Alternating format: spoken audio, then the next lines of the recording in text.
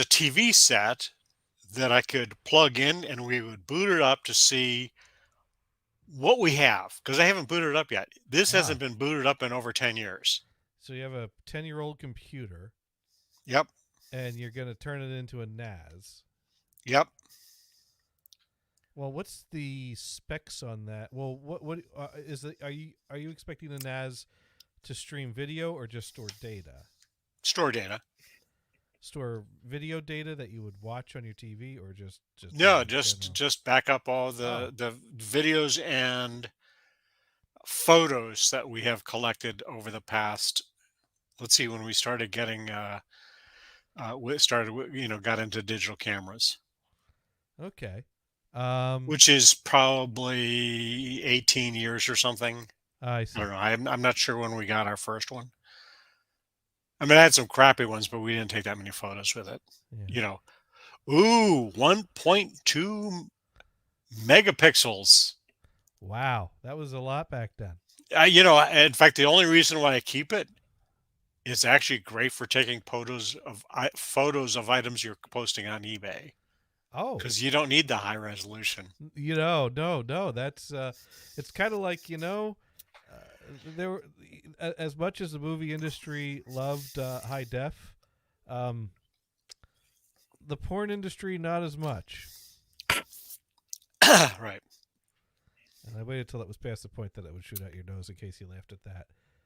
Yes. But I thought that was a smoker's pause. that was just like you starting to take a drink. I was gonna talk about how Right. awful but people's Yes. bodies look in porn if it was high def, which Yes. which Right. which could make Who would even laughter. do that? And then suddenly the birth rate drops to zero. Yeah, high def was not kind to porn, but that's okay, and that's why I don't go to the eye doctor. The eye doctor.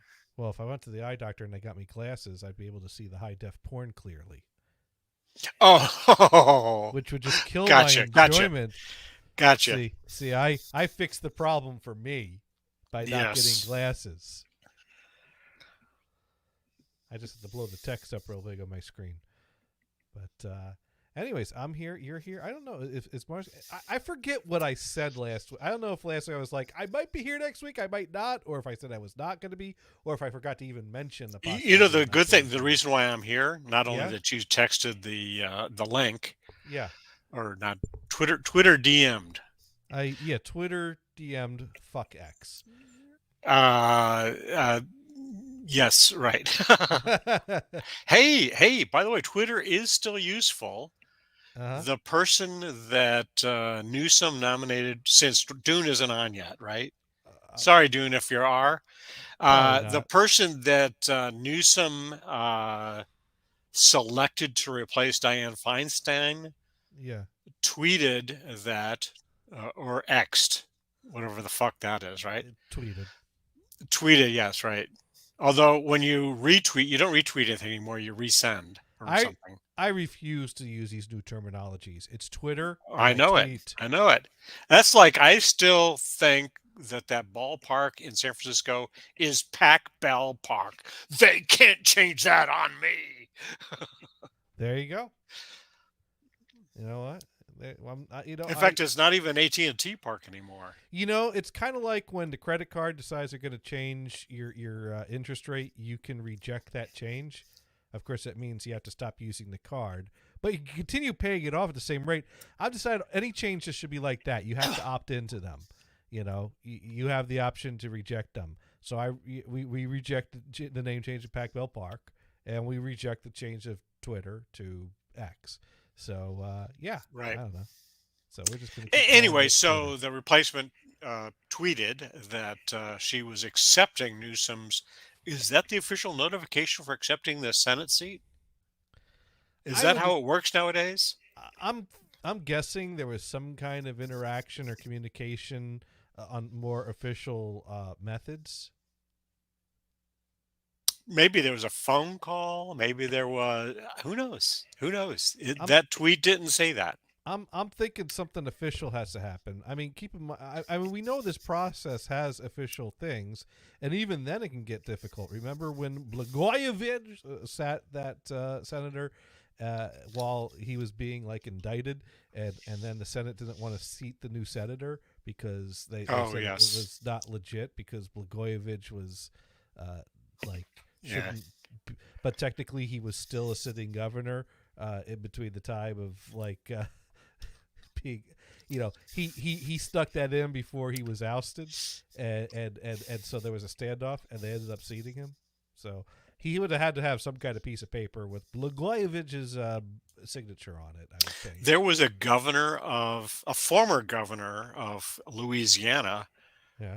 that had been convicted of some type of bribery charge or something like that. I'm not really sure it was, and he was in jail. And when he got out, he ran again as governor, Hmm. and he won Oh yeah. Well, there was because he beat David Duke. Who the fuck would vote for him? mm. Well, it's kind of like what was it? The mayor of Providence went to jail, came out, ran again. But Oh well. anyways, so we got 2 viewers, but no one's written in yet. Usually, Mod Pro Hello, is whoever's out trying. there. Usually, Mod Pro tries to get in first, but maybe since I wasn't on the Dune and Johnny show yesterday, people don't think I'm going to be back in time for this show today. Oh, you But were on the Dune and Johnny show, or you I weren't? wasn't. I wasn't. No, Oh, because maybe that's what you said, that you weren't going to be on the John and the the Dune and Dune and Johnny, John show. the Dune and Whatever. Johnny show, but I might be back in time for this show, but I wasn't sure, and then I left up in the air. And well, it just turned out that because basically I took this week off because last week the stress level at my job hit the point where I said fuck it, I'm taking next week off, and Yeah. not that I have any. I don't have the kinds of problems at my job that I had at my last job where I had installed a sign on a column with the instructions to bang head here.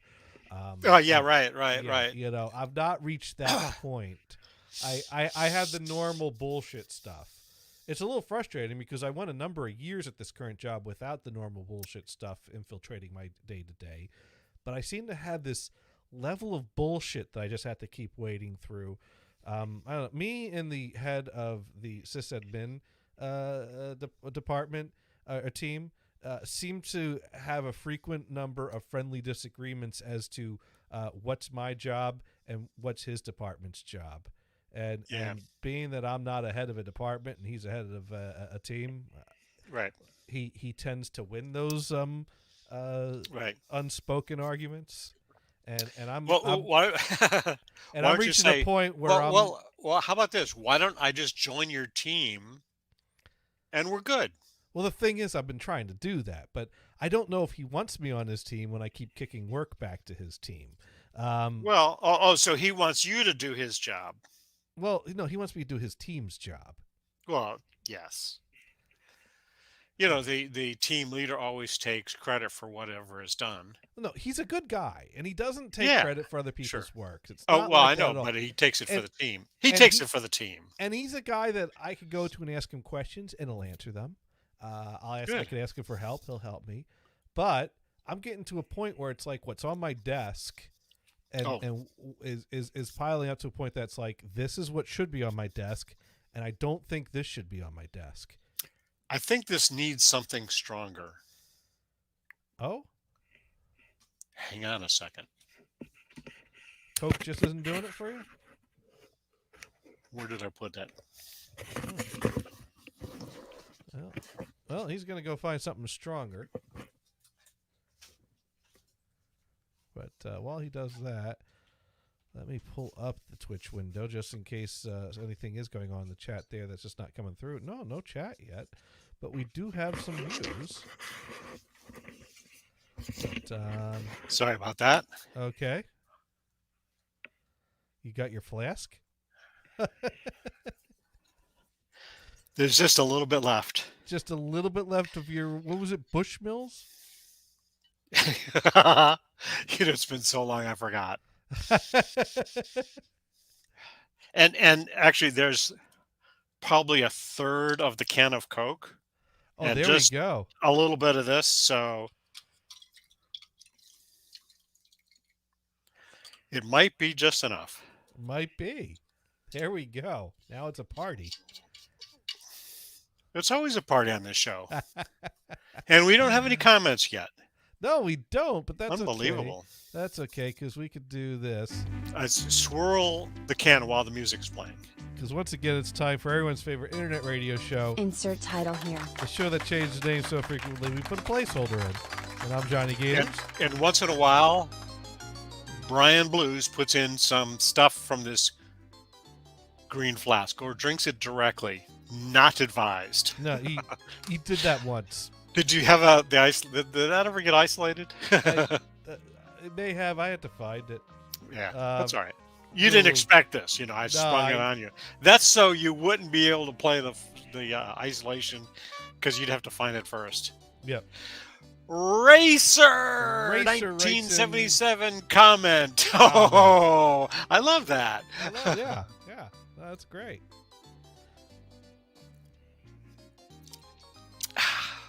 How is it? Woo. Perfect. Either it's not strong enough or it's just enough to make the Coke flat. Yes. So, yeah. Yeah. So I'm just like, I need to. I'm to the point where I'm just like, something comes in, and I'm like, fuck you. I'm getting ready to tell a bunch of people to go fuck themselves with their tasks that are going back. But like, here's the thing. Multiple times over the past few years. Now, mind you, it's been some months since I've had this happen, but multiple times in working this job, people have had their Office 365 clients update themselves. And I don't know when it's going to happen. I don't know why it happens. I don't know how we could control it. And the thing is that updating Office is fine. It's good to be current with Office. It's good to do these things. However, when an Office update moves around buttons and menus, it's a good idea to get an idea of what's moving where, so that when I inevitably get tickets from the people that do not find these things intuitive and can't find where the buttons move to or are disturbed by that, I could act like I know what I'm talking about and say, oh, yes, that's the update that came through. What you want to do is you want to click over here, and you'll see that's where that button is now. Now, if you want to change it back to there, you can go in here. Hey, let's go pull up your screen and look at that. Instead of me discovering along with the end user, oh, my God, you're right. This looks different now. Huh, when did that happen? Me looking like I don't have a fucking clue what's going on, because I don't. So since this has happened and by surprise with unannounced multiple times, I know enough to know that Office 365 does have some kind of admin console where you can control these things. I don't know where it is. I don't know how to get to it. I don't think I've been set up with access to it. I don't have any training on it. And I don't know if anyone is accessing it or watching it or monitoring it or doing anything with it, but someone should be. So does your company have like job Not really. Descriptions? No. Job descriptions and task lists and stuff like that? No, not really. And even if they did, those things are never binding. You know how that is. Well, I understand, but even still, you can point to it as well. This list says that you're going to be administrating the Office 365 or whatever it is. Well, that probably isn't. If there was a list or thing like that, it'd be so old it probably wouldn't even have that version on there. But you don't have to specify a version. I mean, well, Windows. The thing is it Windows Office is. Well, mind you, when Office was just a standard version, there wasn't a admin console that pushed those things out. It was per device. Okay. It was, So it's a whole, these changes. It's another level. Yeah. So, but multiple times I've asked about how is Office getting updated? What controls that? Oh, here's what you And do. Here's what you do. well, let Here's me what you do. finish the story. So yeah, okay, sorry. So multiple times I've asked, what controls this? How are these updates coming through? Why did this happen? No one ever answers me. I never get an answer to this. So I know these things exist, and I know no one knows what's going on over there, and I know it's not on my desk. I've never touched it. I have nothing to do with it. So someone on the security team notices, hey, there's a few laptops that are outdated on their Office versions. They need to be updated to not be a security vulnerability. And so they make a ticket and send it to my team because we manage the laptops. But I get this ticket about Office 365, and I'm like, oh, fuck no. If no one can answer questions for me about it, then I'm not doing this. So Here's the solution, though. You'll love this solution. Oh, okay. So Google, uh, Office 365 administration classes, Uh-huh. and pick one that's in San Francisco and tell your boss, "Hey, I need to go to this class. I really need it because it just keeps coming up and up and up." well, And well, apparently, this is our responsibility. well, And here's see if he says, "Oh shit, I don't want this. I'm going to throw that to the other team." I don't know. So the task comes into us to update that on these machines, and I sent it to the sysadmins team. I gave a very lengthy description. There was some kind of an Office admin console that I've never been set up with, that I don't even know if I have access to, and I have no training on it. Service Desk has never maintained or managed this. This is not a responsibility. The only people that are touching this is the sysadmin team. This is yours. And the head of the team immediately kicked it back to us and said, you can manage that by pushing out updates to 6 cents. This is Service Desk since it's on the laptops. And I'm just like, "Argh! Do you not understand that there's a console that your people have access to that no one is monitoring and is just doing the like someone fucking take control of this." You know, I don't have time to take control of every problem I find. So that's what I'm Maybe like. that needs to be a whole new job, and you take that job, which you can do from Maine, and I have have them hire another help desk person. I have hinted several times at the different jobs they could promote me to. They never take the hint. But Yes. but then again, it's not exactly a normal thing to go, "Hey, you know what? You should make that my job. Can you make that my job? I'll do that job."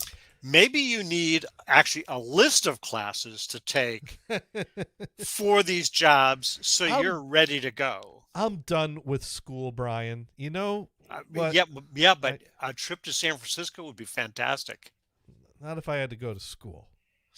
Oh, okay. So I'm done with school. we had a person that was doing some of the I'll do on the job training. I'll teach myself things. I we can we do had these things. we had this person that was doing some stuff like archiving SAP data, Okay. some network stuff, this and that and the other thing.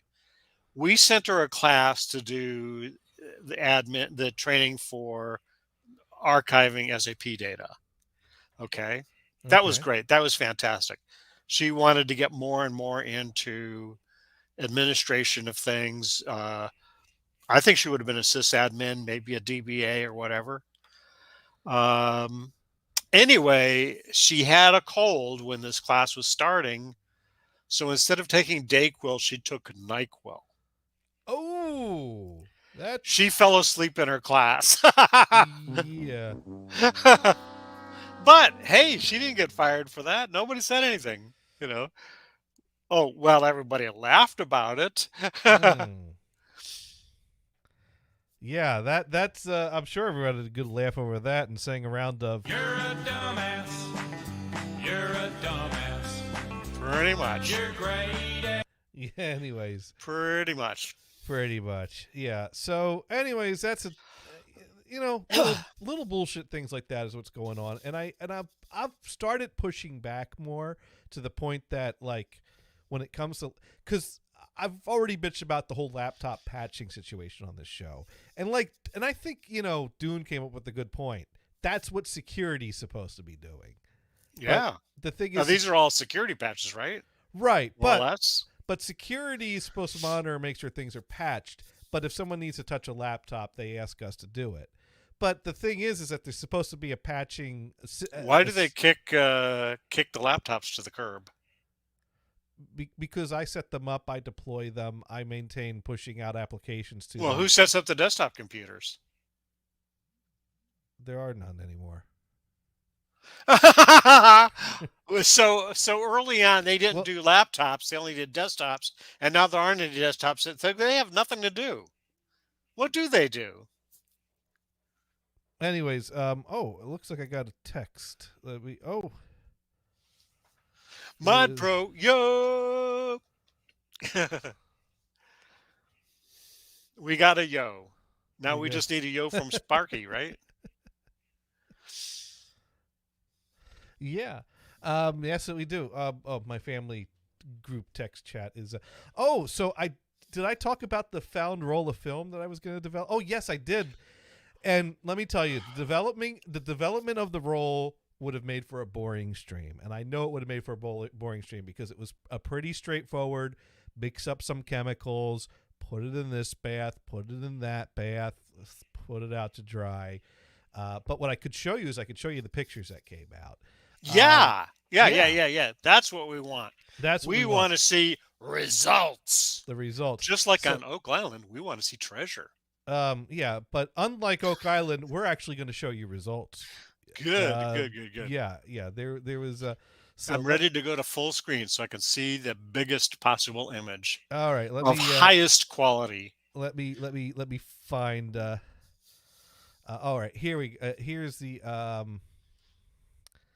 All right, we'll do that, and then we will do. Oh, wrong tab. We will do solo layout there like that. Oh no, actually that's not what I wanted to do because that's That's you. That's me. that's us. No, what we want to do is we want to do here we go. We want to present and then we want to bring that up. And then and that's big enough. Oof. So you know how like the beginning of the roll might have half of a picture? So I guess we got something we don't want to be seeing. yeah. So is this an old film or is this Yeah, it turns out this film was shot around the end of 1978 and New Year's night. The end of 1997. so who's the lady there? 97, not Who's 79. the lady? That's my mom. That's your mom. This is December 97, and then it'll go into New Year's 98. So yeah, that's my mom on the half picture that came out. That's the bottom half of our dog. There's the dog. See, that picture Oh, looks all right. less that picture looks less dirty less when- pornographic. when it's now. How do I get rid of this? Oh no, I didn't want to do that. I want to get rid of that preview bar on the bottom because it was covering up. All right, let's. Let's go again. Yeah. There we go. Oh no, but this fucking bar keeps coming up. I don't want. Oh, that's this. all right. Do you click on the image itself? I'm not sure which tool you're using. I'm using the default viewer that comes with Windows 10 these days. But if I hit the escape button, there we go. It ducks out. All right, so there we go. There's our dog Banshee sitting pretty, and and then there's Banshee wearing a Happy New Year headband. There's I see London, I see France, I see my underpants.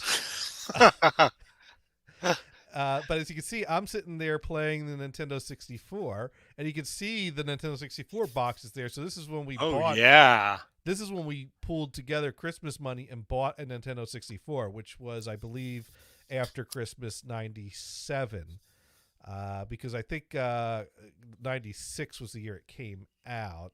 But I'll have to. But anyways, so yeah, and there's someone standing with their back to the camera. In front of a Christmas tree, and I don't think the flash was. So enabled. these are still pictures? Yes, this was a roll of 35mm film that my dad found in a shoebox. Had no idea what it was, And Oh, now, judging by the quality of these pictures, I immediately could tell, well, this wasn't the roll of film my dad shot. There's my, oh, God, this is awful that I'm showing this to the world. My aunt closed her eyes for that picture. And then there's my cousin with my grandmother's dog on her lap. That's not a bad picture. And, we could turn this sideways, but you get the idea. It's just, it was there we only go. one click you needed, right? yeah. And All right. there's my sister Amanda and my other aunt sitting What's on the the couch. scribbling on the ceiling? That is a cat here that got into the film scanner. I need to rescan these. Some of these need to be rescanned. It's just that's a recent addition. Yes, but it was framed so great to have just the complete ceiling in the shot. So what kind of film was this? 35 millimeter. No, which Kodachrome or No, color? it was color negative film. I bought a scanner that would scan 35 millimeter film and invert it. So it's just your standard like Kodak Gold 200 of the time. Oh yeah. Okay, Yeah. sure. There's my cousin Jeff, and again, whoever's using this camera. does Okay, not- so the picture on the wall is that. Go back a couple to that Uh-huh. boy. yeah, Is that? That's a hat. Is that a hat rack above the cartoon picture? I don't. I thought he was holding know. something to whack the boy. I don't know what the deal is with that, but this was like the toy room, so you can see there's a lot of Yeah. I take these are his Artwork. pictures as far as you know. I don't know what the story is. Probably school projects or things like that. I don't know. I'd have to ask my cousins. We always went to my cousin's house or my aunt and uncle's house for New Year's Day. So this is New Year's Day, 1998. So how old do you think this boy is now? Oh, he's an adult now. Well, I know. 40? 35? Somewhere in that range, I guess. He's younger than me. He's my sister's age. Yeah. I'm, Okay. I'm bad at ages. But I think one of my sisters got a camera for Christmas and took these pictures. And there's my cousin looking just thrilled about having her picture taken while she's trying to eat. As you can see, she's holding a fork. This is just so rude. Just be taking her pictures while eating. There's Well, that's old school. Now people take pictures of all kinds of silly things. They Yeah. get the whole family together, take pictures of the family Yeah. at a Burger King. I'm sorry, is that an event? It is now. And there's Pam with the Not to be critical. Oops. Whoops. There. There's Jeff looking silly. And there we go. Greg, Jeff, Pam, and Amanda. And so this has got to the only person that I could think of that could be behind the camera is Steph. So I think it's my Oh, sister there's Steph. Sparky on this. I had to undo full screen, so now I can see the comments. Sparky Toaster, yo to yo. That's what we were hoping for, Yeah, he's in and his he's 30s. probably in his 30s. Yeah, Yeah, that's what we yeah. were guessing. Yeah, he's got to be in his. There he is again. But Sparky, so we totally agree with Sparky. And there's Pam with whatever Christmas gifts, some kind of a not a lava lamp, some kind of like tornado lamp or something. What is it? Yeah, tornado lamp. It's something that you turn on when you're listening to Grateful Dead music. I see. There we go. Another shot. Oh, this was. I rescanned this one and centered better. There we go. There's my sister Amanda sticking her. When I texted the family, I sent this picture first to the family, and I said I developed the roll of film, and I sent that, and my other sister Steph said, "Oh, that's frame worthy," and my dad said, "Well, I think we found the centerpieces for the reception because Amanda's getting married in November, so." Oh, fantastic!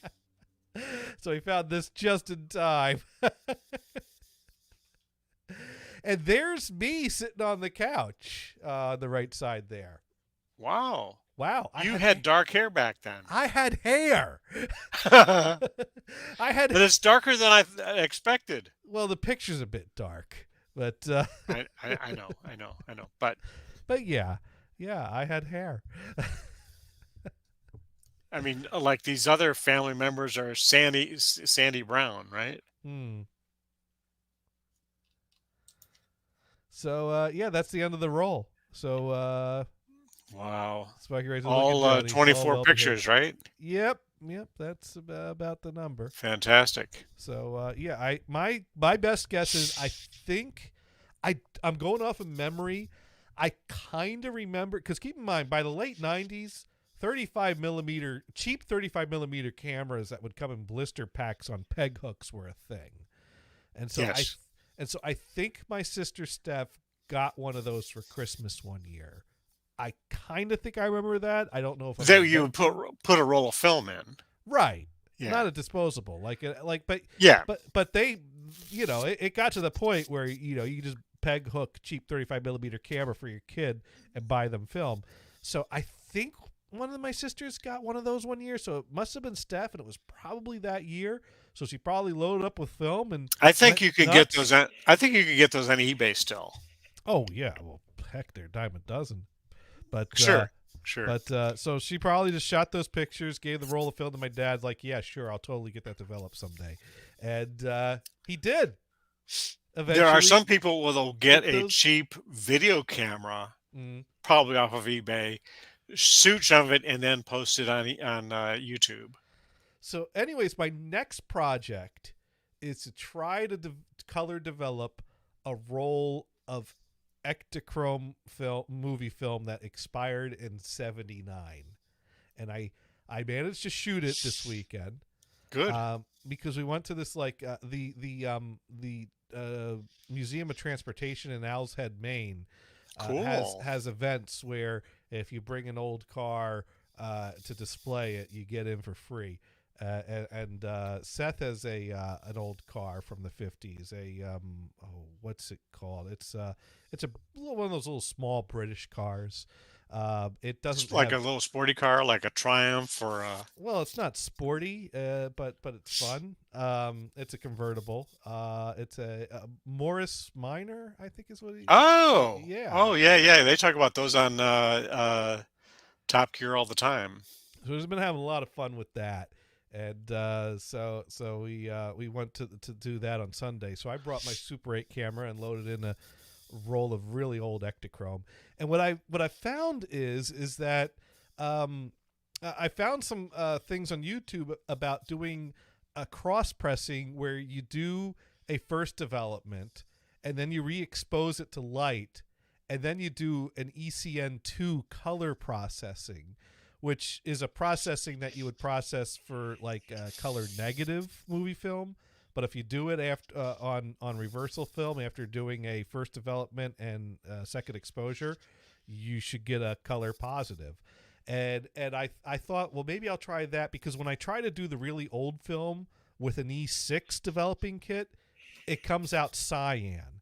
And I did a little more researching, and I think what's happening is I think the E6 kit, even at a lower temperature, is eating part of the emulsion off and just leaving like the cyan layer. I think that's what's happening. Oh. So because that's and so I actually did a little more digging, like for a little bit before the show, because I wanted to start ordering the chemicals I was going to need to do this process, because I shot the roll.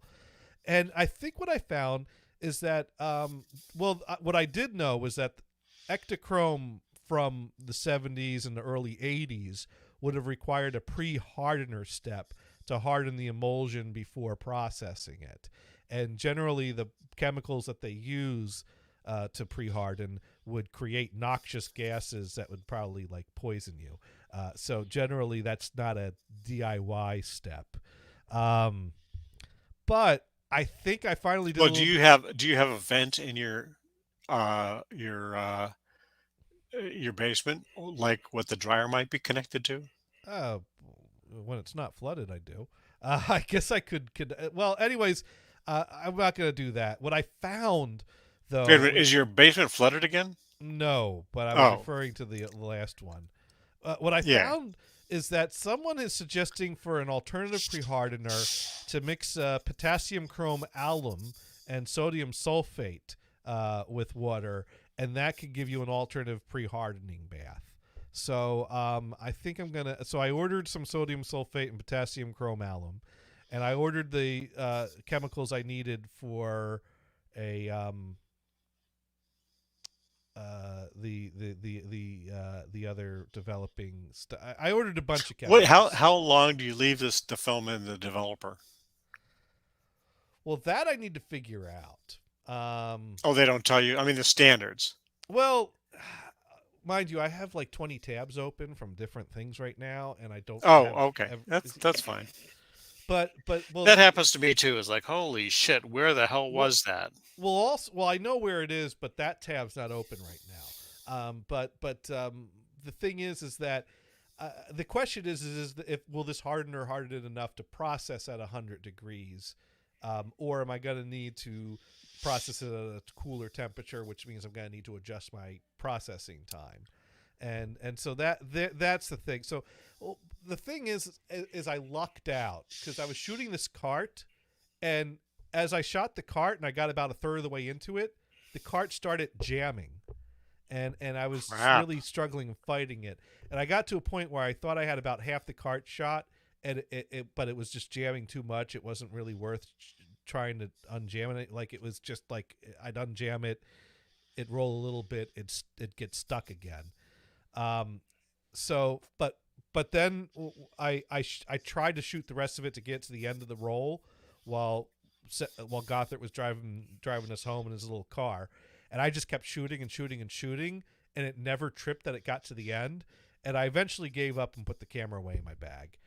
Well, I got it home, I took the camera out, I took out the cart, and it was actually at the end. So it actually did manage to shoot to the end, which means I have a ton of footage just driving around on roads that I could use as like test strip material. So I'm going to like cut a strip and test this process and see if anything comes out, or if I just threw away $100 on a bunch of chemicals or a process that can't work on this. Oh well. Hey, it's always worth trying, right? Well, Because that's the hobby, right? Right. And if it doesn't work on this, I could use the chemicals for something else because it's So let's say the developer normally goes, let's say it's normally 20 minutes. That might be way too long. that's way too long. Okay. And so to keep it from eating up all of the other colors, you shorten that developing time, right? That's not the way. It's not like first it eats through this. No, it basically. But you shorten the developing time, correct? Well, I had to lengthen the E6 time for the lower temperature. Well, and that's what I'm saying. Yeah, right. So maybe you increase the temperature instead and make it really short. Well, no, because 100-degree temperature is going to eat that. Is going to melt it right off instantaneously. Oh, well, okay. So you've already tried that. Well, I don't have to try it. That's what happens. Right. The internet tells me put it at 100 degrees, you're going to get a clear film with no emulsion on it. That's what you're gonna get. Right. Okay, so Yeah. you need it even colder. Well, basically, no. I don't just need it cold. I need to figure out a way to harden this emulsion, and I think I found. Yeah, that's cool. That's cool. Do it. I found a forum thread that cites a process that cites these two chemicals to mix up. Although I don't know how much water to mix it up into. I think most of these are for a liter. Well, these are forms, so you kind of ask, oh, okay, how much chemical to? Actually, this one is a blog post, so it's. Oh, isn't there a lot of blogs have a comment section? Let's see. I need to read the whole thing. It probably No, and somewhere. that's fine. I mean, we're not doing that now. We're Basically, talking about the process and what you would do.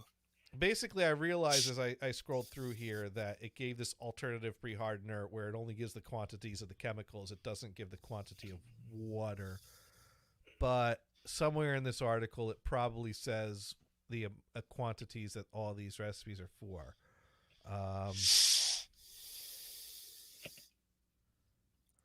Let's see. But you know what? I got to stop reading this because just sitting here watching me read the internet isn't fun. That's right. And Sparky yells at me for doing that myself when you're doing all the talking.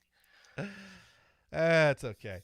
So yeah, that's my new science experiment when the chemicals come in is I'm trying to find a way to process 70s and early 80s Ektachrome film without melting the emulsion. Yeah. Yeah. No, Well, that's cool. we'll see how that works out. Yeah. Okay. So do you want to post those pictures I sent you on my computer project? Oh yes, we do. So you let me close some. I could close that tab. I put that Amazon order in so I can close those tabs. Though I'll close that one. I'll leave those open. I don't think this one was all that useful. We'll close that. I'll just try to organize things before I start opening more tabs. And oh, that's the Darwin Awards page. We'll leave that open. I want to go back. Oh to yeah, reading those are those. important. Those are worth sharing, even, right? They're not as good as they used to be. Oh yeah. People have gotten less creative and offing themselves. I'm Yeah. disappointed. I mean, hey, it's just yeah. Okay, so now we need to find your oh, here we go. Here's your post, and of course we all know Dune didn't see this because Dune has stopped reading your posts unless you tagged him on it. Oh. Did you tag him on it? Maybe you tagged him on it. I don't think I did. I think it was No. just you and Mars. You gotta tag him on it. Or And Lulu responded, and she wasn't tagged. that was nice. That was nice. of you Yeah, to that do was it. awesome. Yeah, Right. but here we go. Ready to build. Okay, NAS so system. actually, can you zoom up just on the left picture? What we're talking about? Yeah. So we got 4 12 terabyte hard drives. NAS hard drives. Yes. Iron Wolf. All right. Well, here's the thing to keep in mind. When it comes to your question about using a mirrored RAID or backing up to floppy, remember there is a difference between redundancy and a backup. Yep. And so the mirrored it would be for redundancy, but do you have a big external drive to back up to? No, negative. You might want to like I have a bunch of smaller drives. I think that I have a couple of 4 terabyte drives. Actually, Okay. they're reside. That's where the data is. Some of the data is residing now. okay. Because I mean you could build well I guess the question is what is the simplest thing to do to build a NAS? Cuz right now I have a RAID 5 which means that I can lose one drive, but if I lose 2 drives, I lose everything. And the other thing is if you lose one drive and you replace the drive and you rebuild and something goes wrong in the rebuild, you lose everything potentially. Yes. Right. And rebuilding a 12 terabyte drive and a multi drive RAID array of that size is not necessarily a simple process. So that could certainly be hard on the disks, and the risk is not I wouldn't say the risk is.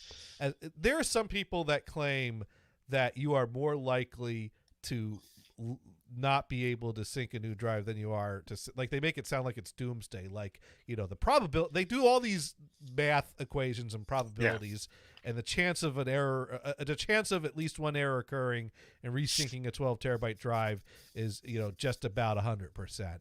And there are other people that basically go and say he's wrong, the way he's figuring that is just completely wrong. But I think there's more modern ways of doing it that have some better technology.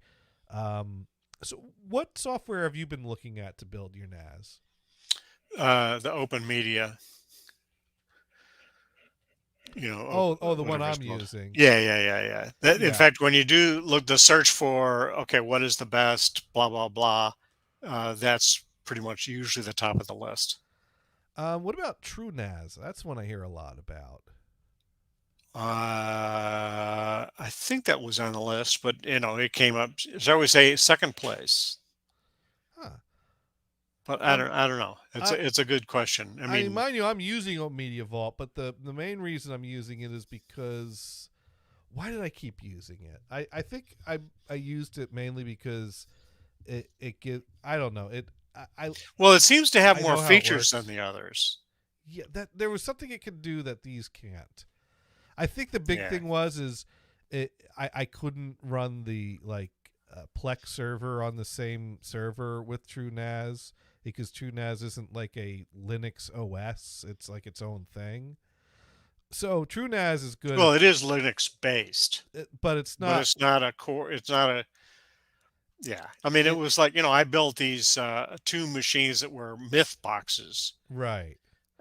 basically a DVR, and you didn't have a front end for the operating system. You could go in through the back end, uh, you know, because it's standard Linux, but there was no front end. Some people set it up where, oh, hey, here's how you switch it to a regular Linux front end. Ah, Yeah, but I'm not going to do it. I'm just displaying, I'm just running these things on TV. So but why would I do that? but So I but use another machine to do what else I wanted to have done. But Right. basically, Open Media Vault is basically running Debian Linux on the thing. Yes. Right. So I'm able to just treat it like a normal Linux server, while it also has the admin console that I could get into with a browser and admin things that way. So I could admin it from the GUI. I could admin it from a PuTTY session in a Linux terminal. I was able to install Plex on it because it is essentially a Linux server. I'm able to install other things on it. So I guess that's why I decided I like it better than TrueNAS. Although I felt like on YouTube a lot of the people were going to TrueNAS, and I felt like that's why I was seriously considering switching to that when I bought the new hard drive and expanded the size of my server. Yeah. But then I went off of it when it's like, oh, it's kind of more proprietary. It's not just a Debian Linux box anymore, and Yeah. that's when I realized I was really getting some benefits from having that. So I could see why you would want to also go with Open Media Vault. So yeah, that'll be a cool yeah, project. because at this point I really don't know how I'm going to use it other than sending files there, for permanent storage. And maybe here's the answer to the question on Mirror. If you're doing transition-based processing, you're doing stuff all the time that's reading and writing from the NAS, then you probably want to have it mirrored. But if you're just using it to archive the data, you probably don't want it to be mirrored because that's just using a lot of space, tying up a lot of space that you really don't need to be using. Yeah, I mean, my thought is that what made sense to me was building the RAID 5, although you'll find a bunch of things online advising against that, suggesting to at least do a RAID 6. But if you do a RAID 6 with 4 drives, you may as well just set up 2 mirrors, because a RAID 6 would basically give you 2 drives of redundancy. Yeah. So if you're only using 4 drives, I mean, you could add the 4 drives and make 2 mirrored pairs, and then you have like a very simplistic form of redundancy. If a drive dies, you just replace it and repair the mirror. But the thing is, and you're only getting 24 terabytes of storage out of the 4 drives. Whereas if you set the 4 up as a RAID 5, you'd get 36 terabytes, and you could lose a drive. But that still leaves you vulnerable to rebuilding not working. But that to me is not a big deal if you follow the rule of redundancy is not a backup. You don't rely on redundancy. So what I would do is I'd set it up as a RAID 5, have a 36 terabyte storage server, and have a pair of large external drives that you could take a full backup onto one and store it off site, take a full backup onto the other, and trade them periodically to keep your off-site backup as current as you can. And then in the event that you lose a drive and you have to rebuild it and something goes wrong and it doesn't rebuild, or you lose 2 drives, or a something catastrophic happens at your house that takes out the machine, you have a fairly current backup off-site on that Right. external drive, which then you need to duplicate or copy, because if something happens to that, you're going to want to back up for your backup. But that's what I've been doing. I have my huge ass RAID, and I have big external drives that I back up to, and I keep one in the office, and I have one here. In fact, I haven't refreshed my backup in about a month because I just haven't been doing a whole lot of things that have added new data to it, so it seemed a little redundant to do it every week when like maybe one file changed. But now it's like, oh, I better do that this week and swap my drives because I don't want my backup to get too stale. I did find a nice website that goes, oh, here's RAID usable capacity calculator. So like if I have 4 drives, 12 terabytes, I have 33 terabytes of usable usable capacity. If I go to RAID 6, which is double parity,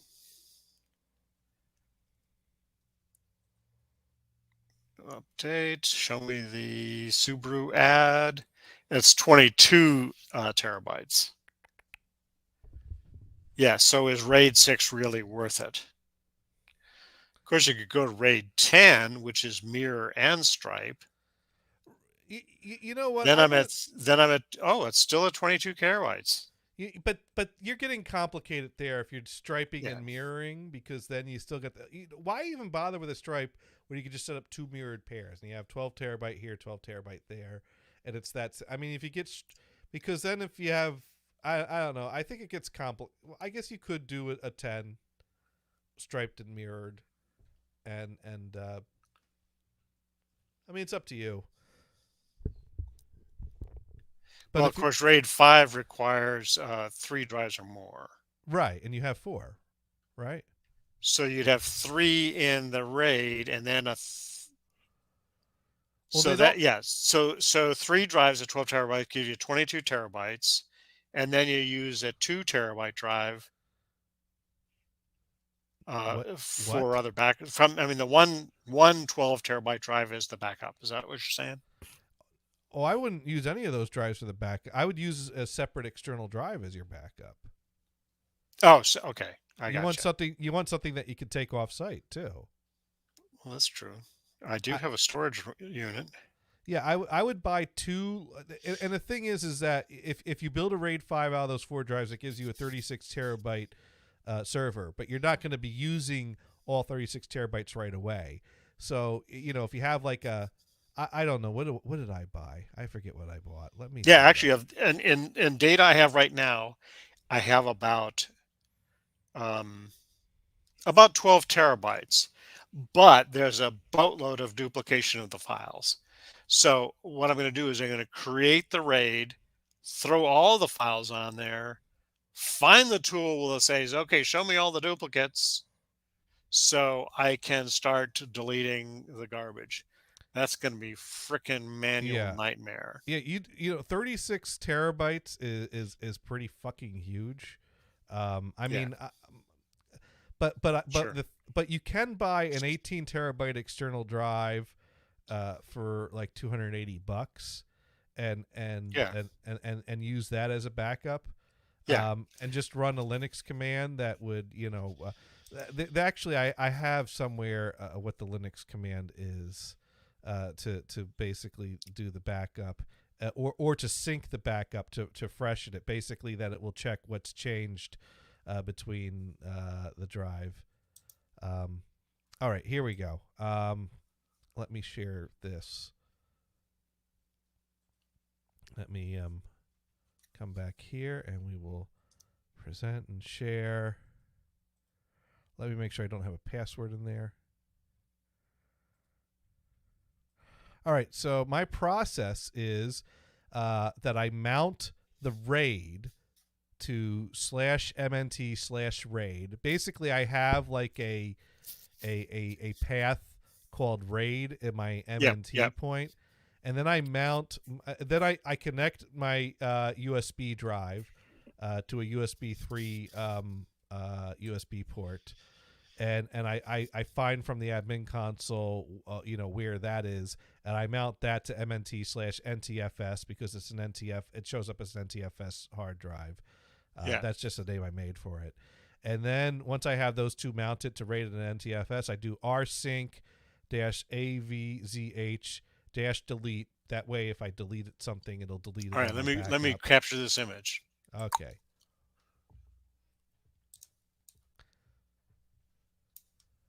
Cool.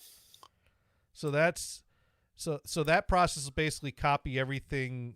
Well, in this case, I have a folder named media on my RAID, and that's what I'm backing up. So this is media is the name of the folder I'm backing up, which contains all my CDs, DVDs, SACDs, all my music rips, and so basically putting the slash at the end here basically says, copy all the contents of this folder into this folder. And it basically these AVZH, you can Google what this means, but it basically and you might want to do a little research on this command because there are other features and other options. Oh, absolutely. Yeah. In fact, somewhere I have a note. There was something I had to do that made it run faster because it was running really slow, and I forget what it was I did that made it run faster. But I think there was another spec that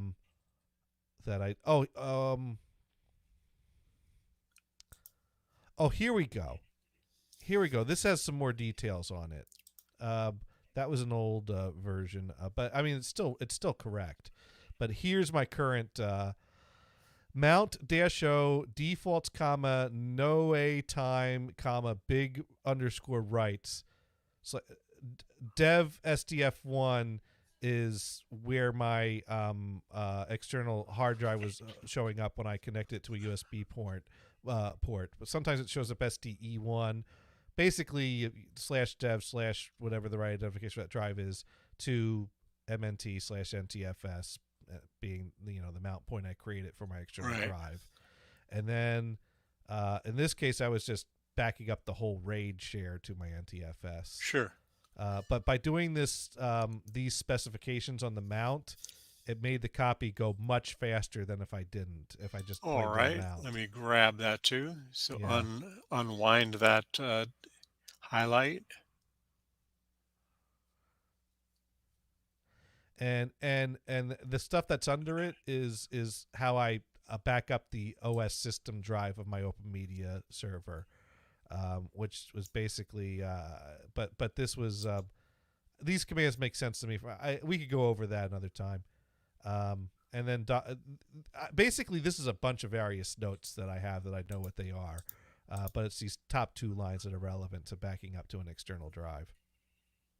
I hope we've not put Sparky to sleep, or ModPro, or Racer.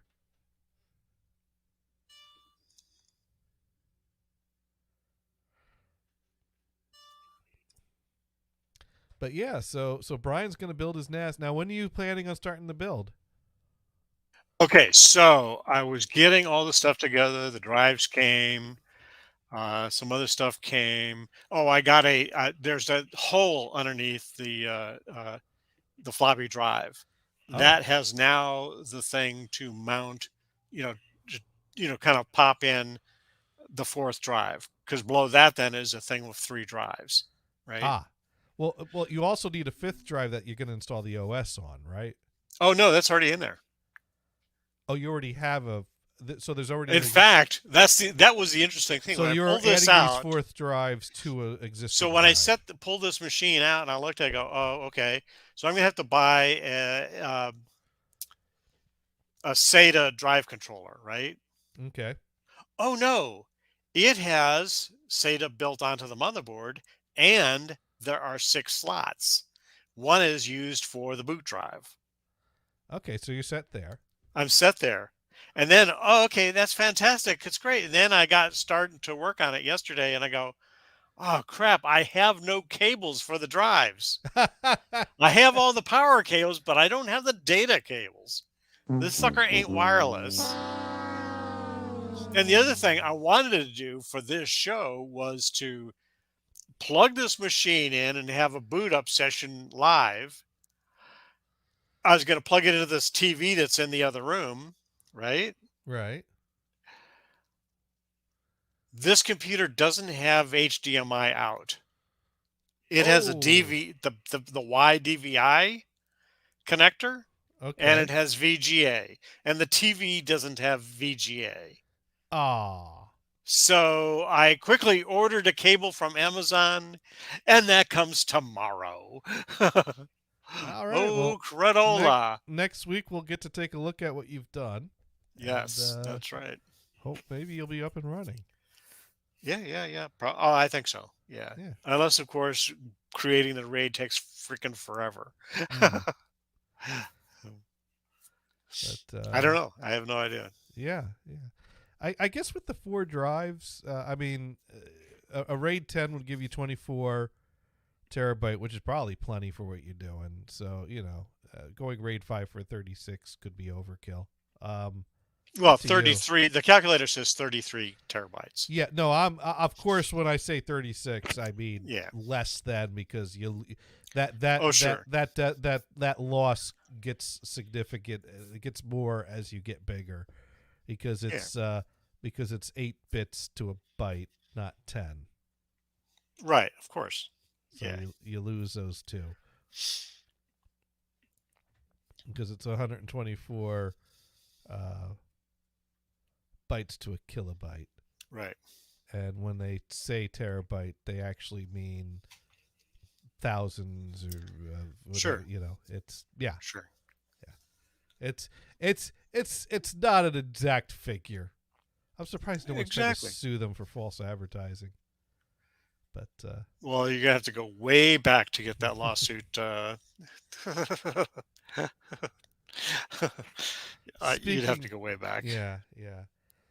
Oh, I had a situation a few weeks ago that reminded me of a funny story. That I was hanging out with Seth, and this story came up because Seth and I always just love this story.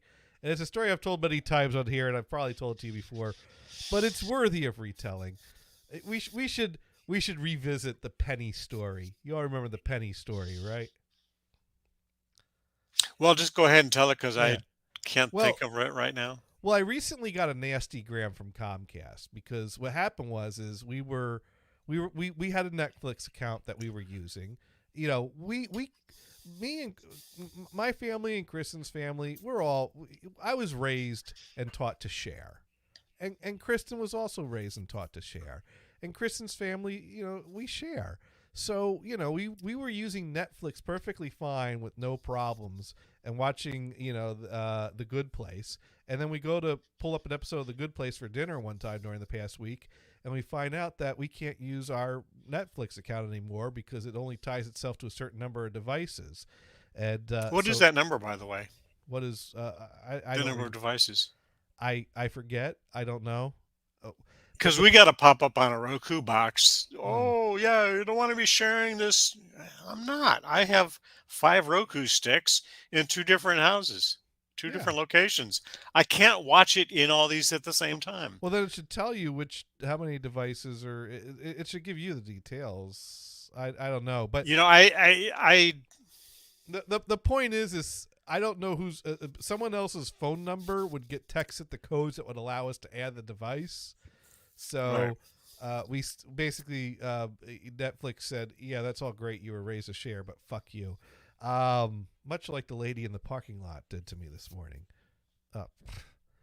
Gothard and I go out for breakfast this morning.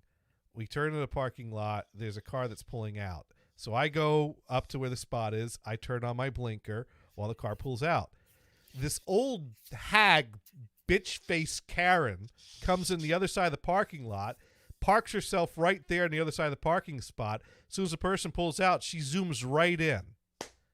It's like, I had my blinker on. That was my spot. But people don't look kindly on, accosting elderly women in parking lots. So we went someplace else for breakfast, because it's funny because Gothard was saying that they serve a really good breakfast there, but people found out about it, and that ruined it. Because now, like, you know, whenever Gothard, like, you know, says to his mom, like, hey, how about we go to such and such for breakfast? She's like, oh, that place is Then ruined. you wait 40 minutes to get a Yeah, table, she's right? like, that place is ruined ever since people found out about it. I don't want to go there anymore. No one goes there anymore. It's too crowded. But Well, you have to go by there and see how busy they are. I mean, it was a Monday. I know it. It's like And you no kind of go, Sunday oh, brunch. wow, the economy must be booming because people are filling up the Well, restaurant the problem on Monday. the problem in Maine, or in the area of Maine we're at, and probably much of Maine, and maybe many other areas, a lot of the restaurants and even some of the fast food places closed during COVID. They didn't survive, and now we're Yeah. past COVID, and like the people are returning. The you know, vacationers are coming back, tourism's up, but there's no place to go to fucking eat. Yes. Yeah, so that's anyways, back I got myself off on 3 fucking tangents. So I got a nasty so like we couldn't watch the Good See Place. that, Sparky? He doesn't need an interrupter. So the Good Place was out on Netflix. So I went and I found another place to get episodes of the Good Place. Comcast didn't like. Someone complained to Comcast about my other methods of getting episodes of The Good Place, and so Comcast sent me a little nasty gram threatening to cut off my access if I kept doing that. And I rely on this for my livelihood and my work, so I signed up for a VPN service because it's really none of Comcast's business what I'm doing in my house, and I really don't appreciate them making it their business. Really? You know? That's bizarre. Yeah. Well, the thing is that the Digital Millennium Copyright Act requires ISPs to basically act as the police, and that if people get if Well, who is your ISP? Comcast. So they told on themselves. No, someone reported me.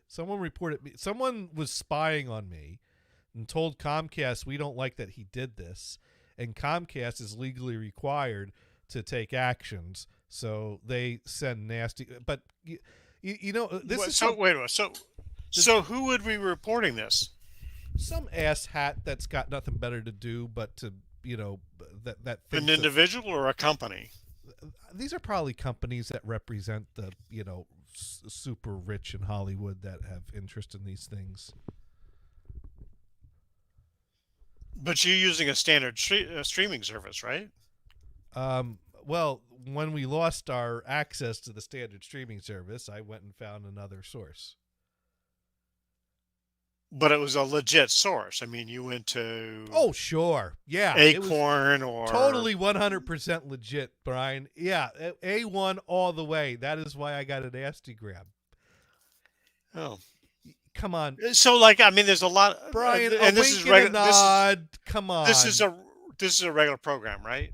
Do you need me to say? Oh, okay. I went to the Pirate Bay, and I found the source. Oh, okay. Do you not get the jest when I go? Yeah, it was totally 100%. So when in I this put my 2 case, thumbs up. this case, actually, Comcast told on you. It wouldn't be a third party. Well, Comcast. No, Comcast. It's in Comcast's best interest to not intervene in their customers' use of their service. So Comcast isn't out there looking for this activity, but if someone reports it to Comcast, they're legally required to act on the complaint. So you do have somebody monitoring you then. Well, there are people monitoring these sites and these torrents and spying and passing that data along. And I think at this point, there's probably things that automatically generate claims to send to ISPs. And I mean, there was a lawsuit some years ago because Cox got caught not taking enough action to enforce this stuff.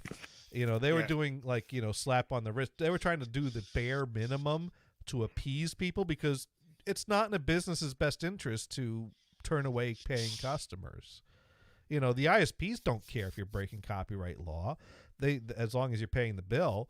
The only reason they care about it is because they lost this huge lawsuit because people found internal emails where they Sure. basically admitted that they didn't care about this stuff and was just trying to do the bare minimum to appease them, which I see nothing illegal about trying to meet the bare minimum, but the courts disagreed. Why So- would you say in an email that no, we don't really give a shit? Well, it was internal emails among the staff that they were kind of saying things about. Again, like, why would you do that in writing? Well, when you treat email as a standard form of communication without thinking about someone else might read this and a bit major lawsuit. Well, so in that case, you probably had some whistleblower within the company saw Hmm. the email and reported it. I don't know the details. I don't know how. No, I mean it's unless, of course, they've got a spy looking at their email there server. are better podcasts that do a better job of covering that. story. Yeah, yeah. So that's what we I'm need just to do. I'm touching the highlights and saying if that story Yeah. interests you, go find. I think it was an episode of Reply All that covered it. But anyways, the point is that Comcast sends out a certain number of nasty grams, and if they get too many complaints, they'll actually cut off your access because they Is have this to. via email? Yeah. Okay. And I think Comcast's policy is that like if you receive 3 of them within a month or something like that, and I've only received like maybe 2 of them in a year. So, but I'm at the point where I'm like, I don't want to fuck around with this anymore because I don't want to run into the same problem I ran into in the past. Speaking So of, you're going to use VPN. so I signed up for a VPN service because it's Which what? Which one are you using? Well, I researched it a bit, and it seems like the one that's got a good reputation, although it is a little more expensive, is ExpressVPN. Okay. Although I got a deal where I basically signed up for the rest of this year and all of next year, and then I'll at the end of next year I'll kind of decide if I want to continue it or if I want to try something else. So, but the thing is, here's the reason why I'm like, oh, I don't want to fuck around with this shit. So when I was living up in Maine, we were getting when I lived up in Maine, Lincolnville had very few internet options. In fact, the town of Lincolnville at the time was only wired for DSL. There was some fiber optic cable ran, but they ran out of budget before they could finish running it and hooking it up. And so it just sat there doing nothing. Now, that is at some point more recently, they have hooked up the fiber optic, and that's now working. But for the longest time, there was only 2 options for DSL service in Lincolnville, and that was the only way you can get fast internet. And that was DSL through Tidewater or DSL through Midcoast Internet. And basically, Midcoast Internet was basically a third party that was just connecting you to the same line. And the Midcoast service was $1 more a month than Tidewater. So the typical practice was to sign up with Tidewater. So that's what Gothard and I, we get the trailer, we move in the trailer, we set things up, we go down to the Lincolnville Telephone Company and sign up for DSL through Tidewater. And as people who listened to my show through those years up in Maine may have remember, it wasn't the most stable internet service. Right. There were many weeks I go to connect to my show and I couldn't keep a stable connection during the show and had to end the show early because the service started cutting out. It was pretty shitty DSL. I mean, it got the job Yeah, when done. I did my first connection off of modem, Yeah. I was using Pac-Bell's DSL, Hmm. and I would have to call them like 2 or 3 times a week to get it to come back. And they would talk you through the process of rebooting your router and stuff like this. But the reality is nothing really worked until they rebooted their frickin' router. Yeah.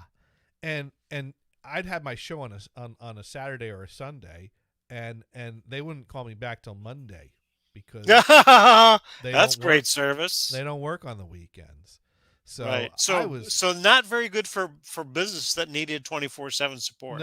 No. So we were not on very good terms, because they kept fucking with my stuff. So finally, but that was that. You went to dial up. No, sometimes I actually had a dial-up disc to sign up for dial-up trials because there were times where the DSL would go down, and I'd actually sign up for dial-up to be able to get my email and do things for the evening, and then cancel before they'd start billing. Oh, I see. Yeah, but it was, but so anyways, but we lived with it. We limped along. We dealt with it. It was the only option we had. So at some point though, remember the TV show My Name Is Earl? Vaguely. So I didn't Gotham- watch it very much. I don't know. Gotham and I were watching it some early on, and we missed an episode. So I went and I downloaded it because I missed it. So I go and I download it. And next thing I know, I get some kind of a nasty gram from Tidewater that, we're terminating your service because you're, retransmitting, TV content, which was a weird way to word it. So I played ignorant with them. I'm like, what do you mean? Do you think I got some sort of a TV tower on here running some kind of bootleg TV station? What the fuck are you talking about? So I'm basically like, look, I need my internet service to do my work. You need to turn this back on. No, we can't turn it back on, sir. And so I get forwarded to like the head of the department. Larry Keith was the guy's name. Fucking asshole. And this dude would not budge and would not give me any way or method to get my service turned back on. And I mean, I went to the head of IT at my company, and he knew Larry Keith. I'm like, could you give him a call and talk to him and see if you can get me turned back on so I can do my job? Because I have to do like nightly coverage. So he calls him up. He comes back. He goes, yeah, you might want to just sign up for Midcoast Internet. They'll probably let you, because he's not giving it. He can't. He ain't gonna do shit. He ain't doing it. So fine, whatever. And that was that. And the thing was though, is out of the niceness of his heart, he prorated my last month's bill to not make me pay for the part of the month that my service was turned off for, which was not something they normally did or not something they had to do, but it was the holiday season. That is what I was like, fuck you, I want it turned back on. That's the best you can do? Well, it gets even worse. I was like weeks away from ending my 1-year contract. Because back then, remember when you signed up for DSL, you had to sign up for a 1-year contract and there'd be a penalty if you canceled before the 1-year contract was up. It was like 2 weeks before the end of my 1-year contract. So they penalized me $100. Oh, that's right. It's when I called and I complained about the $100 penalty that I said, well, we did prorate you for the last month because it is the holidays after all. We didn't have to do that. I'm like, fuck you and fuck this $100 bill. And, he would not budge on that either. He goes, no, I'm like, dude, bill me for the other 2 weeks. I'll finish out the year. I'll pay for he's like, no, you can't do that. The phone company passes that charge on along to us. I'm like, well, call up the phone company and reverse it, But he wouldn't budge. And I didn't feel like having an unpaid DSL bill land on my credit report or something like that.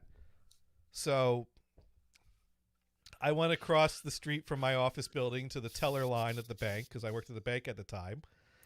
And I walked up to teller line. I said, hello, what do I need to do to order $125 in pennies? I forgot where we're going with this. Oh, and until I said, we could do that for you. When do you need them by? I'm like, I'm in no rush. Whenever it's like, okay, we can have those for you tomorrow. Okay, very good. And so I borrowed a dolly. And I went in the next day and got the $125 of the pennies, had them withdraw it from my account, put them on the dolly, wheeled into my car, drove them home, and Gothard and myself spent an evening unwrapping the pennies. Right. Because I wasn't going to make this... if you pay in boxes of pennies, what are they going to do? They're going to bring them back to the bank, deposit them back in as the boxes. No, I'm making them work for this. So we unwrapped. Yeah, the bank will say, yeah, but I need you to roll it. You could go to Walmart and buy that's- the rolls, right? That's not my problem at this point. It's Tidewater's Well, pennies. that's what I mean. They would have to do it, Well. Here's what. Well, and we'll they get- have to accept it because that's legal tender, Well, right? you know what? I don't know. I don't think they have to, but I didn't give them a choice. Here's how I played it. So I unrolled all the pennies, Yep. put them in the box, lined the box with tape to make sure none of them would fall out or roll out or get stuck under a flap, and Right. counted the exact. We got the right like $123 and something cents. Got it exact to the penny. And Tidewater's office was down the street from the bank I worked at. So I took my lunch break. I drove down to the office, and I wheeled in the box, walked up to the counter. And I said, I'm just here to pay the final bill here. She goes, okay. And how will you be paying that? Boom! Cash. And I decided I planned this. I decided my best strategy would be to drop the box, turn around, and walk out before anyone could object. Now, that was risky because on the one hand, I'm walking away without getting a receipt or any way to prove I made the payment. But I figured if I hung around and had a discussion and waited for approval, I'm basically giving them an opportunity to reject this and make this an argument or make this a thing. So I decided that, and I figured the chances are that they're not going to try to hold on to $100 and claim I never gave it to them. That would be dishonest and open them up to fraud complaints or things like that and get ugly there. So I decided my best strategy for success was drop the box, turn around, walk out the door before they realize what's happening, leaving them with the full payment in the pennies that they probably wouldn't want to accept. And that worked. Right. Dump cash, turned around, walked out. And as I walked out, I said, be sure to tell Larry Keith I said hi. And she said, oh, okay. And then I walked out, and I don't know if she saw the box of pennies as I was walking out or after I walked out. There was no follow-up conversation with her. But a week later, I wanted to follow up on this to make sure, get some verification that the payment was received and was Right. deposited. So I walked over to the teller line, and I walk up to one of the tellers, and I go, hey, by any chance, was Tidewater in this week with a deposit that had a box of pennies with it? And the teller goes, oh, my God. The machine kept jamming up. It took forever to cycle all those pennies through. So, so, yeah. so the bank got screwed with it. Well, I apologize to her, but she wasn't angry at me. She's like, "Oh no, it was fine. It's okay. It was, no, it just took a while, because they brought in the box unwrapped." See, they should have said, no, you've got to wrap these. Well, the banks That's did, what they should have done. Well, the banks did provide a service of a change machine that you would dump the change in, and it would basically print out a slip that you would take to either collect cash or deposit it. So the bank did have a method of accepting large quantities of loose change. It's just that the machine was not working well that day. So, no, the bank's policy was not to turn away change like that. Yeah. So, but so it's kind of too bad, but that's the way it goes, right? But the other follow-up, I don't know if I ever told this part of the story, because the thing I liked about this part of the story was this gave me confirmation that Larry Keith knew what I did, and I wanted him to know what I did. I didn't want this to just land at the poor, reception and accounting staff or whoever the clerk is that runs it to the bank. I want Larry Keith to know what I did. But I wasn't sure that he did, or that's why I said, be sure to tell Larry Keith I said hi. So that one of them would say, some guy just dropped off a box of pennies? Do you know what this is Right. about? So what I did, I was also pissed because I felt like it was dishonest and immoral of them to charge me the $100 cancellation fee when I didn't cancel. So I filed a complaint with the Better Business Bureau against them for penalizing me $100 for terminating service. That's like your guy quits that job after 3 months and then decides to collect unemployment and to claim that you had actually fired him, right? Right, exactly. Now their terms were written. The thing is that they had the legal high ground, because the way the contract was written is that if you cancel in less than a year, or you're terminated in less than a year because you're in violation of our policies, then you get charged this fee. So that was their position, was that Oh, it, see, that was in the clause that my misuse of their service was the cause of the early termination, which still put me on the hook for the fee. But I still thought that was immoral and should have been illegal, because I did not cancel, and not to mention, where's the fucking proof I did anything? Anyone could type up anything in a log and fake anything. For all I know, they didn't even really see what I did. I mean, I knew I downloaded My Name is Earl episodes, but I was downloading the same things that were available on TV. I didn't fucking care. What was I even doing that was so awful? right. But anyways, so I complained to the Better Business Bureau that they're charging me this penalty for a cancellation I didn't even want or commit. And that was wrong, and that they should do something about that. Now, of course, I knew that nothing was going to come of it. But the thing is, if you make a complaint to the Better Business Bureau, the business is required to respond to that. So I was Right. basically just making as much noise as I can and making as much of a headache for this company as I can that I was angry at. And I actually got the response. And Larry Keith himself put the response. And in the response, where he basically cited he was in violation of subsection such and such, which dictates that, and therefore was, this. Larry Keith also said, also, he came in and paid his bill at $123 and something cents of pennies. Mind you, the Better Business Bureau doesn't need to know I paid in pennies. They don't care. It wasn't relevant at all. All that was relevant was the legalese. So I liked that. To me, I felt like that was a win, that I pissed off Larry Keith enough that he felt it necessary to mention, yeah, well, he did that. And it's like, dude, who fucking cares that I did that? Exactly. So it's like, it was, I took that as kind of a win, that Larry Keith showed that the pennies pissed him off. It was like, thank you, Larry, if you're listening. Thank you for complaining to the Better Business Bureau about my penny payment. It pissed you off, and that is exactly what it was meant to do. So thank Right. you. Right. Thank you for being pissed off like I wanted you to be. I would have rather kept the $100, but I'll settle for you being pissed off. Right.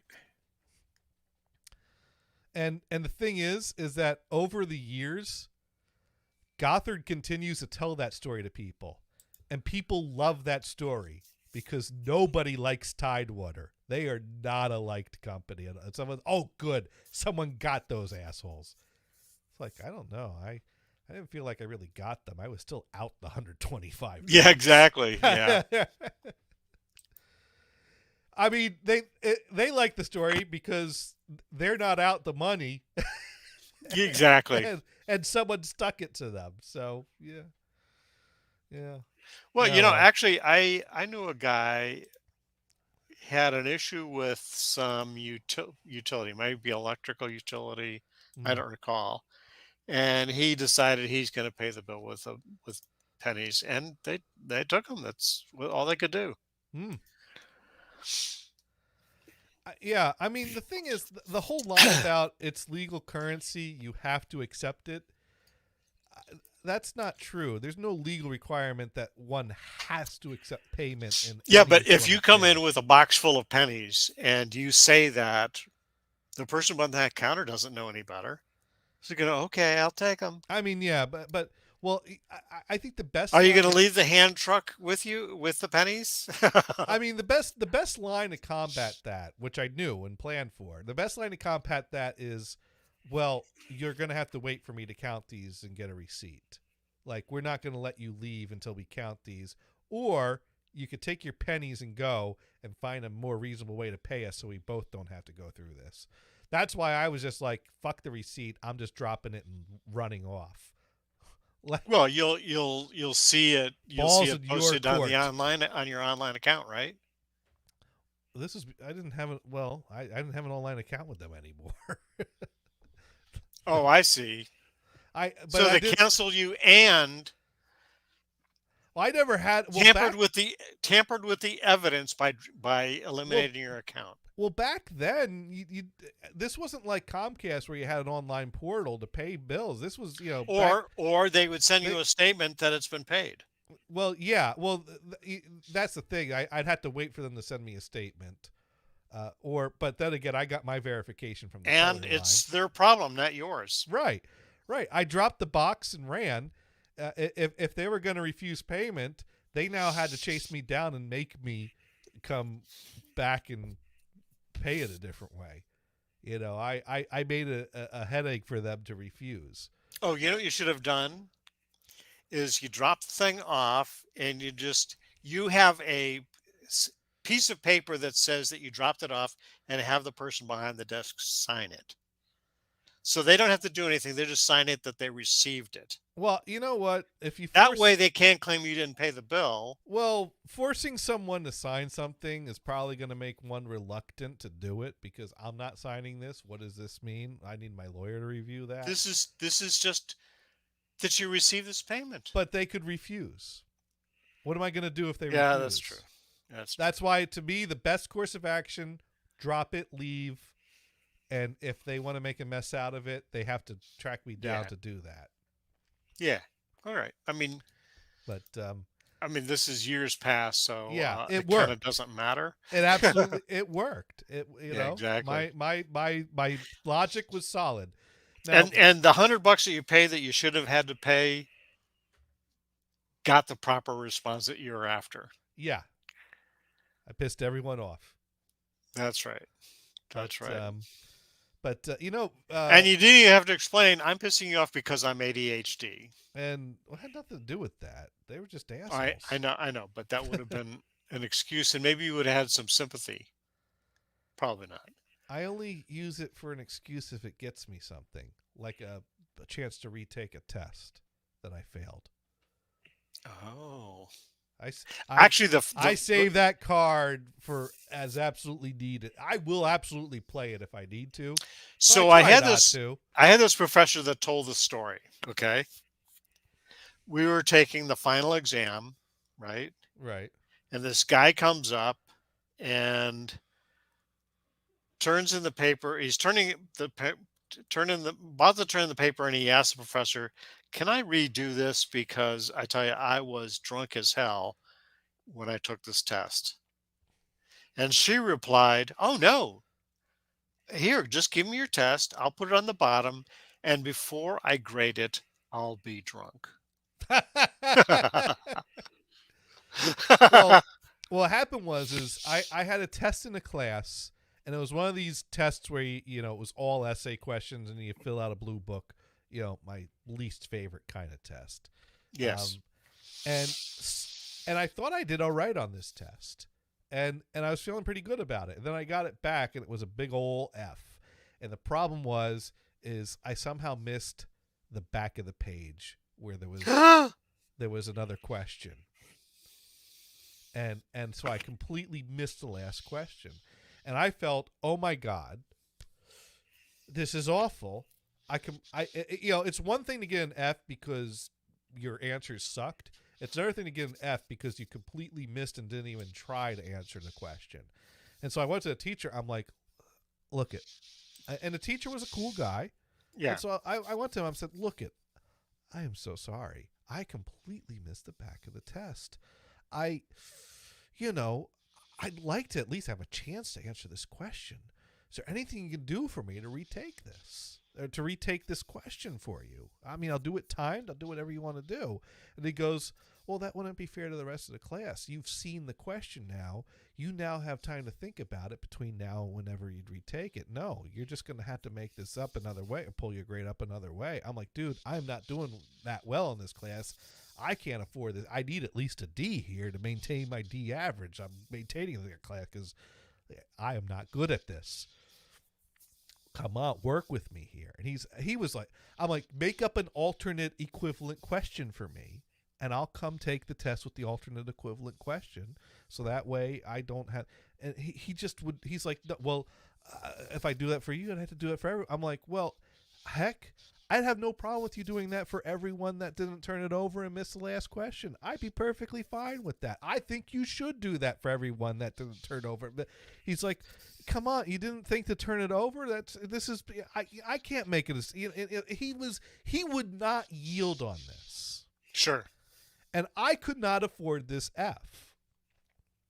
So I'm like, what am I going to do? I need to come up with something. Or say, okay, what can I do as a makeup thing so I was asking, so I can pass this damn course? It's like, what can I have for extra? Do you have extra credit? Do you have anything I can do? He's like, you're just gonna have to do really well in the next test. Like he wouldn't meet me any. There was nothing he would do to meet me part way on this. I mean, that's the thing. He was a super chill, nice teacher. I absolutely loved the guy. Great teaching, great class. Kept it Apparently, he interesting. was busy enough. He didn't need more extra busy work. But when it came to grading and tests, he was, well, I think he wanted to be no nonsense, keep it simple, to keep it fair across the board and consistent. He didn't want to mess with that and start, altering that. So I had to think about that a while, and it came to me that, and I never used this at all up to this point in college. I had not checked in with the department that would monitor these things. I had no idea what the protocol for these things were, but what I knew was that being classified ADHD gave me access to extended time on tests if needed. That if I went to the school and said I need extended time on tests, they would have to accommodate that. Now, the way I did it isn't the way that one should do that.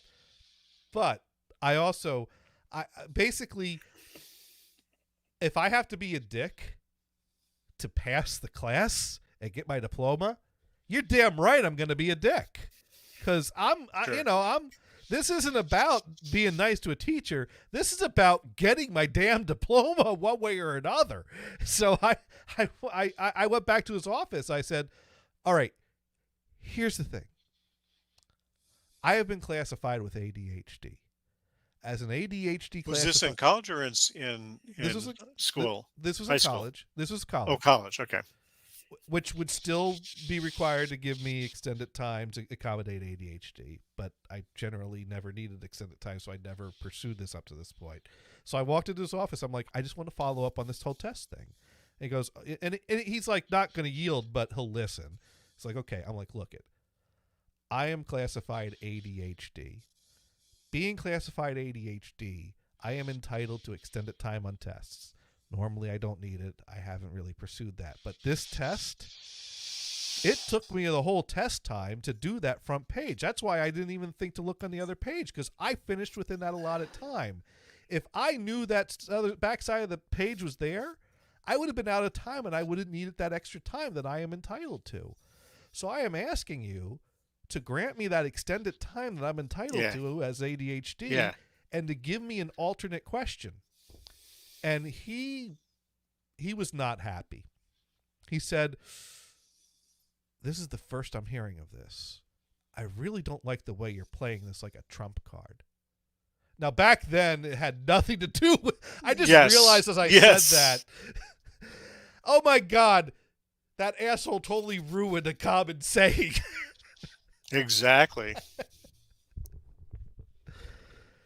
Anyways, he was referring to card game trump cards. Yes, right. A common expression. Yeah, Yes. he's like, I really don't like the way you're playing this like a trump card. So here's the deal. I will do this for you, but you need to go check in with like the director of this and talk to them and register with them and touch base with them. Like, I want you to take this seriously if you're going to make me do this. So I'm like, oh, absolutely. See, the thing is, so he knew do that. He knew you're not registered as an ADHD. Well, right? Here's the thing. The thing is, I wasn't. I did register. I actually checked that box. Oh, you were registered. Okay. I did notify them, but I don't think they had all my paperwork, and I didn't actually utilize that office or their services or check in with them. So Sure. he's like, you need to check in with them. You need to sit down, talk with them, so we can kind of go over what the normal procedures are here. I'll grant you this one exception because of but I don't like the way you did this. And so I came in. He gave me an alternate question. I sucked at it. I think I brought the test up to like a D. Yay! Yay for a D. I managed to pass the class. The Yeah. only class I failed was I'm not even going to say because I'm embarrassed that I failed it. But all right. Let me preface this by saying it's a very difficult topic to study, and it's a type of class that involves a lot of deep thought and papers and essays, which I'm really bad at. And it being a difficult topic makes it all that much more difficult. But I took the class a second time and passed it the second time. But I failed a class about the Holocaust. Oh, really? Oh, that's terrible. Well, who wants to... And I don't want to bury my head in the sand like an ostrich, but who wants to spend a semester college class studying that? It's worthy of study. Yeah, but it's was it elective or Well, a here's the required course? It wasn't required, but it was a good course to take because it met two requirements and was the only class that existed that would meet those two requirements, as opposed to taking two separate classes that would meet each of those requirements.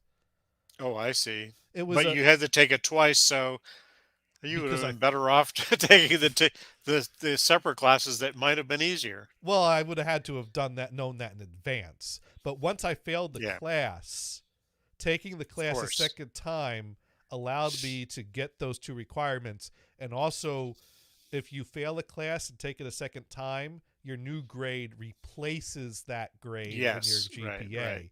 Whereas if I took two other classes, that F would stand in my GPA. Mind you, I only got Yeah, and I get that, yeah. and I get that, and So yeah. the logical Actually, I had a couple choice- of calculus classes that I had to take twice. yeah. So the logical I don't choice know was that to I take it. failed them before. I just wanted a better grade, so I retook them. I will say, if ever there's a moment I think back to my life as me as at my lowest point of a functioning human, it would be towards the end of that semester. That was my last semester, the second time taking that class, because I was at a point where I was running on fumes. I barely had time to shower. My hygiene was slipping. I Was this like your senior year? yeah. Yeah. I was if I couldn't get to the dining hall, I was living on microwave popcorn. And Woo! Well, Living large. well, Gothard had a Sam's Club card, and so I bought like a big case of microwave popcorn. Wow. And Some people live on ramen noodles. Yeah. You went for popcorn. well, that would have been better, because this is where I get to my point where I was like, oh my god, I am barely like adulting or humaning or Whatever. thriving, because I had to meet one-on-one with the professor of the Holocaust class to go over my final paper for the class and go over the topic and kind of go over, kind of check in how it is and what I need to do and that. And I go to meet with him. I'm wearing clothes I've probably been wearing on my second or third day wearing. Dude that's teaching this class, or that's associate teaching this class, is like one of the deans that's high up in the college. So this dude's Yeah. like important dude with big office with books all around. I'm there Right. in like, t-shirt and sweatpants, haven't showered for days. I open up my backpack to pull out a book. The smell of microwave butter popcorn's emanating from my backpack. That is so. I'm like, I hope he doesn't smell it, and I'm like, of course he smells it. Yeah, like he must have been thinking, like, what is this? How did you get into this school? You can barely function as a human, let alone accomplish a college education. But he was very nice. And we talked through the meeting, and I left, and I took a shower and got some sleep. But man, that moment will always stick out as my mind as like, how low can I go? I guess that's good that my lowest point is functioning as a college student, just with questionable hygiene and diet. Well, I think that's actually fairly common, Yeah, I guess so. unless you're just a stoner. I probably would have done better. We as a had some guys stoner. in a dorm that when they opened up the door, the big cloud would come out.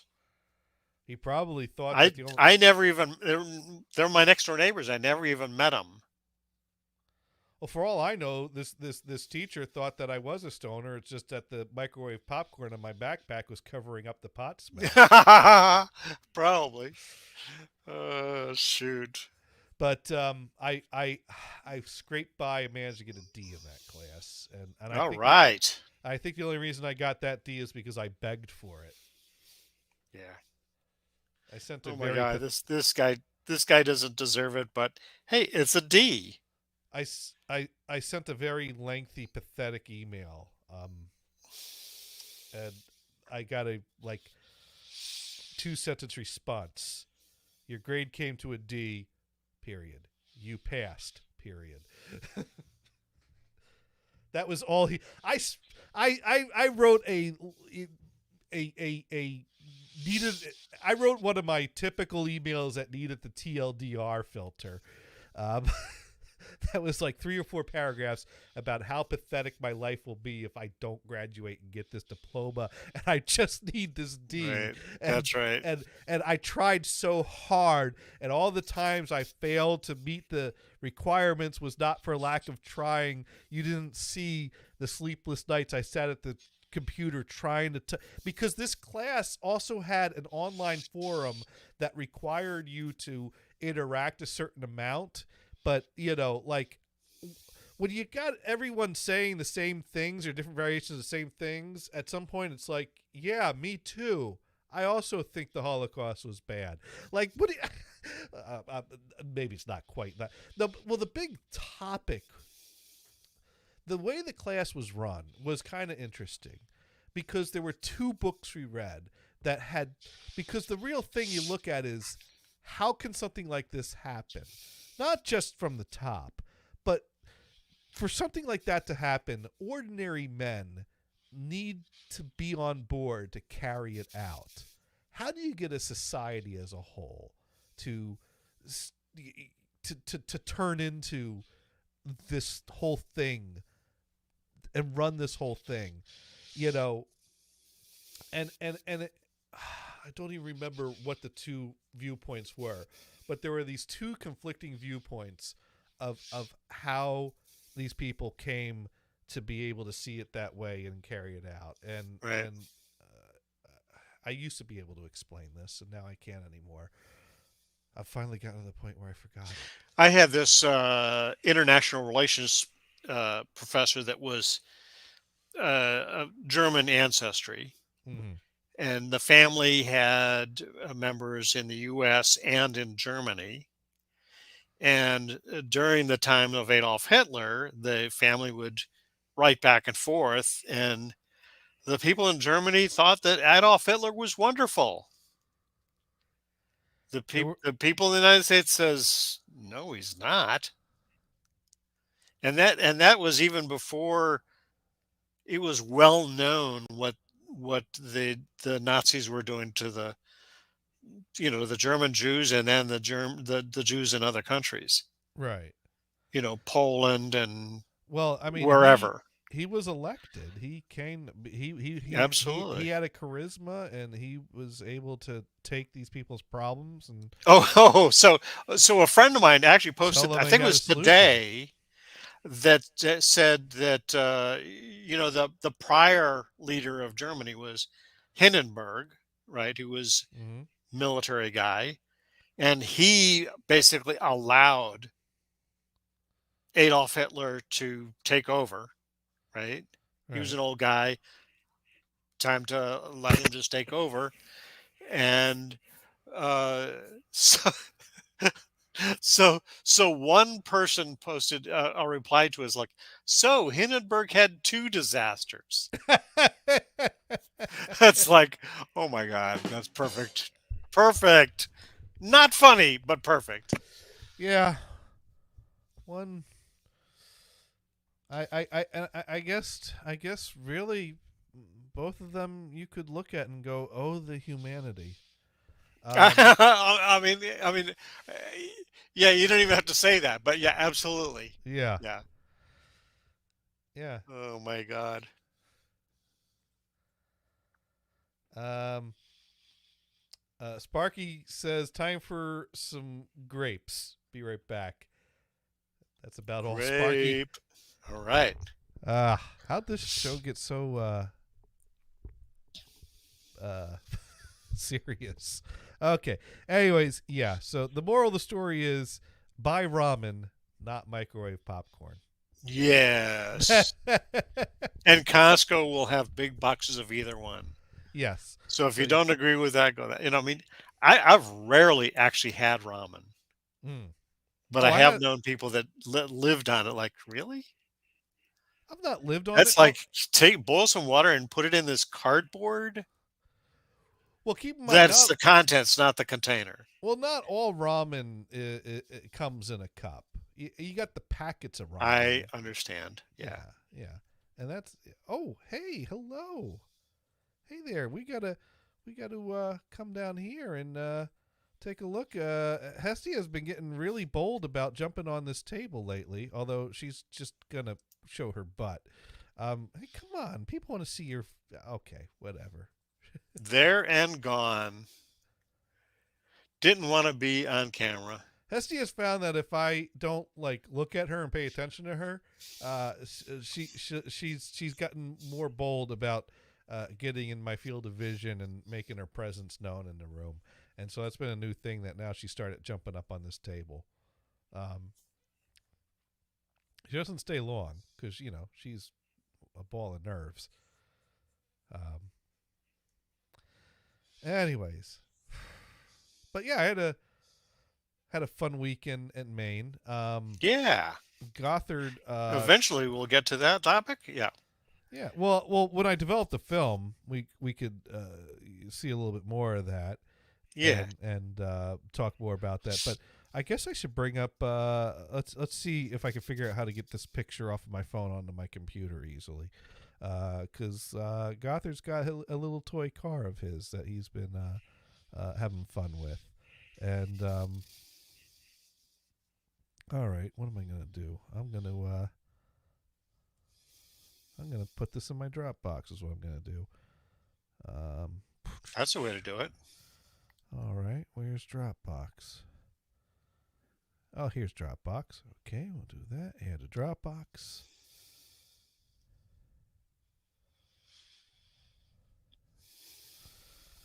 All right. Because yeah, Gothard's got this little car that he's been having fun with. Playing with. He fixed it up, got it working, took it to the Transportation Museum to enter it there to exhibit, and we had fun. We had a fun little day there. Cool. Yeah. So you got a picture to share yet? I do. I just need to find where it is in this folder. I think it's no, not there. Oh, here we go.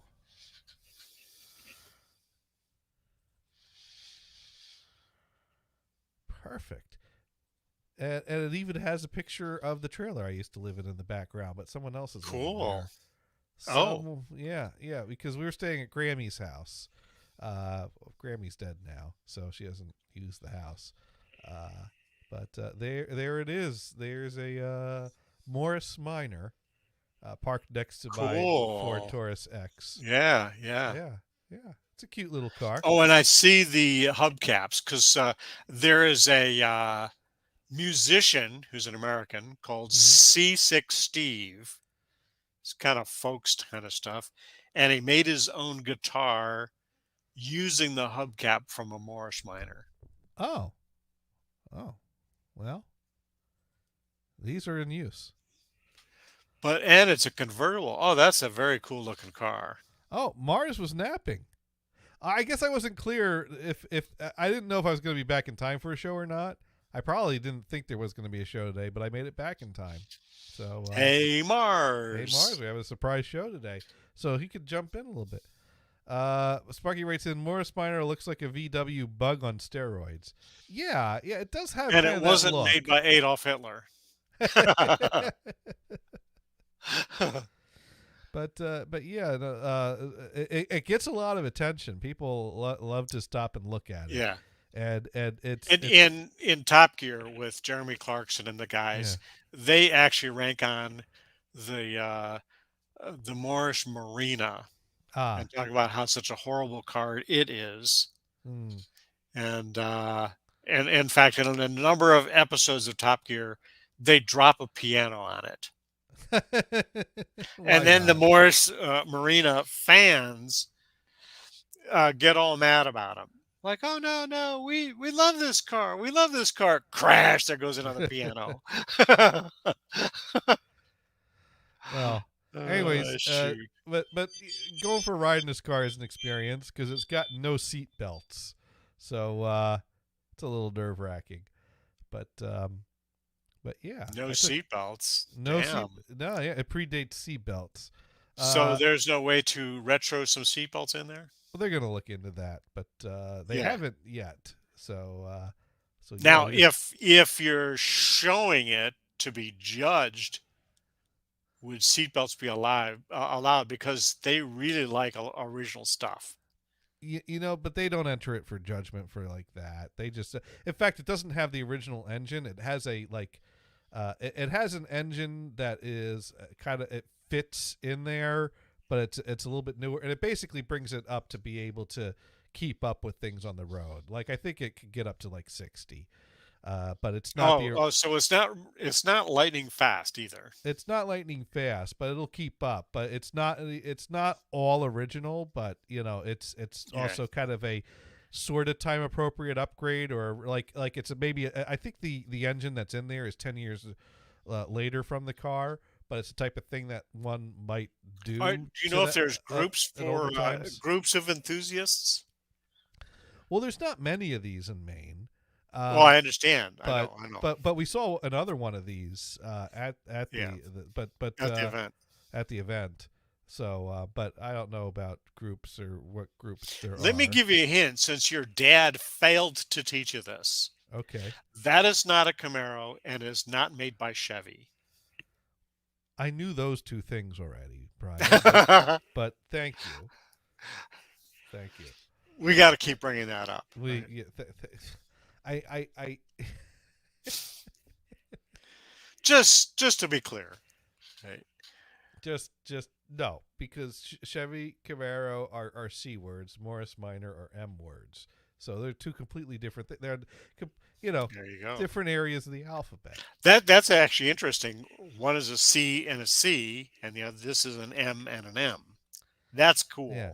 Now Sparky writes in: Is there a wheel chock behind the wheel? Yeah, they do at times put a chock behind the wheel, and not all car shows are that particular. Brian, only the Concours, D'Excellence type of shows. Well, I know that like Yeah. shows that my dad might attend kind of get Yeah. really nuts about how original. Well, I mean, it's with car groups and Yeah, where you're different bringing in things. judging. right. Yeah.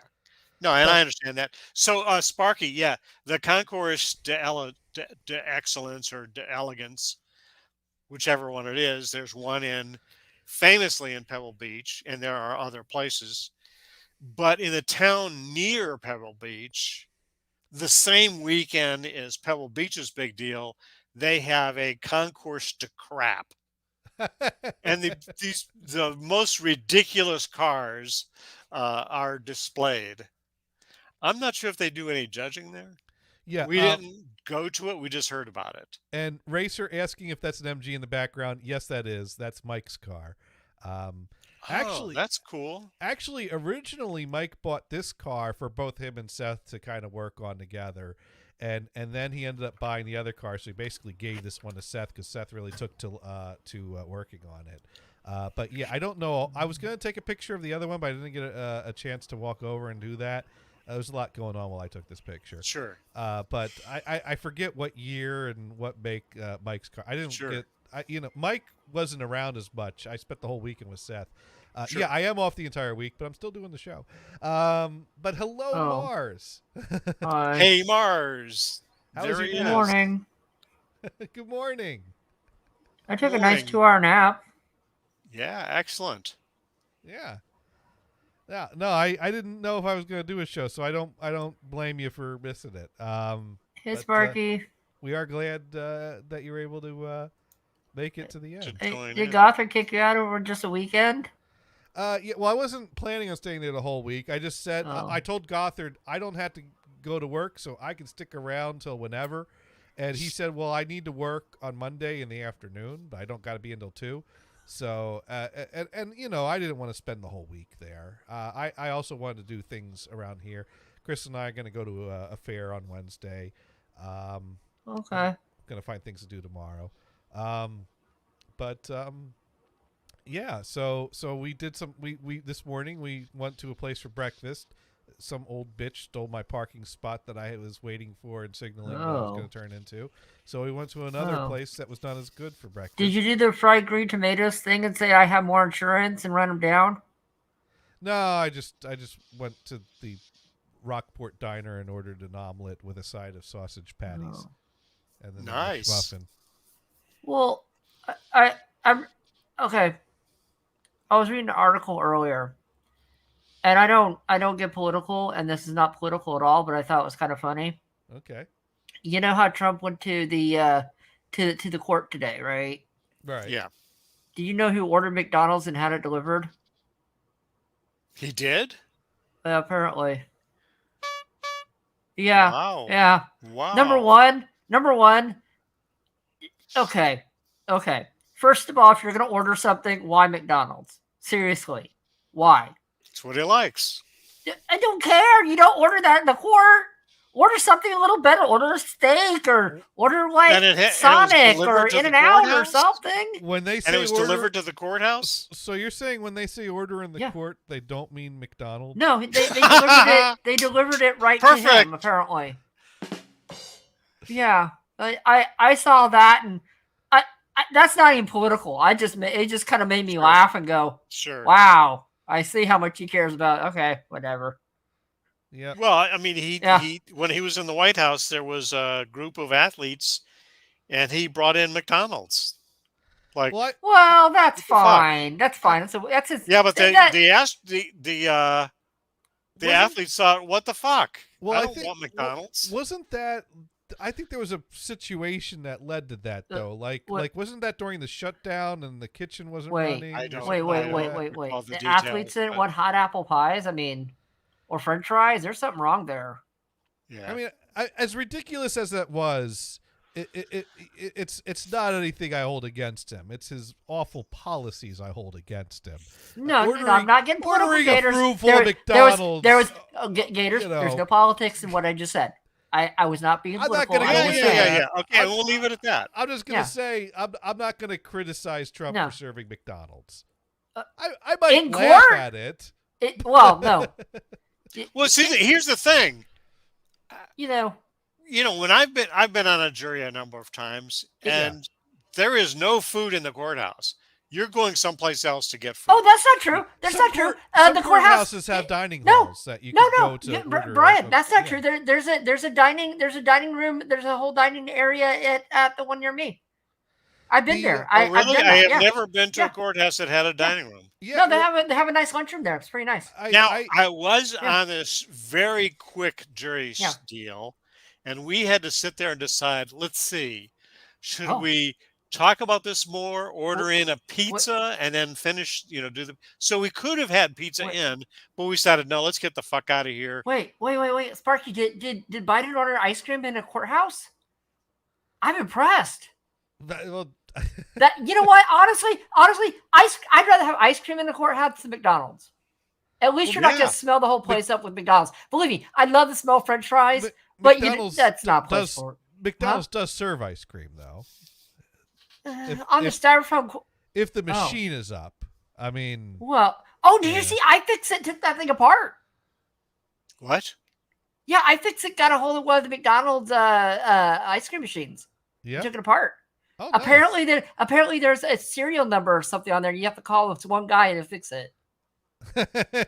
So you have an ice cream machine at your house that's McDonald's? I wish. No, iFixit. You know what iFixit is? We're not sponsored by them, but yeah, iFixit. If you want to sponsor the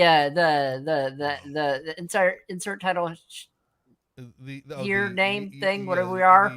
If you want to sponsor us, Insert you title can. here. Yes, yes. I love my iFixit kit, by the way. I love that thing. My Okay. 64-bit kit is great. I use it everywhere. So, what was I going to say? When my last job, the job I hated, it was right down the street from a courthouse that had a dining hall where you can go in and buy a meal, and it's open to the public. Of course, the only thing is that you're not allowed to bring your phone in. So we leave our phone in our drawer at our desk. Dude, walk there are over to the food carts as you're courthouse, walking into the courthouse itself, right in the front.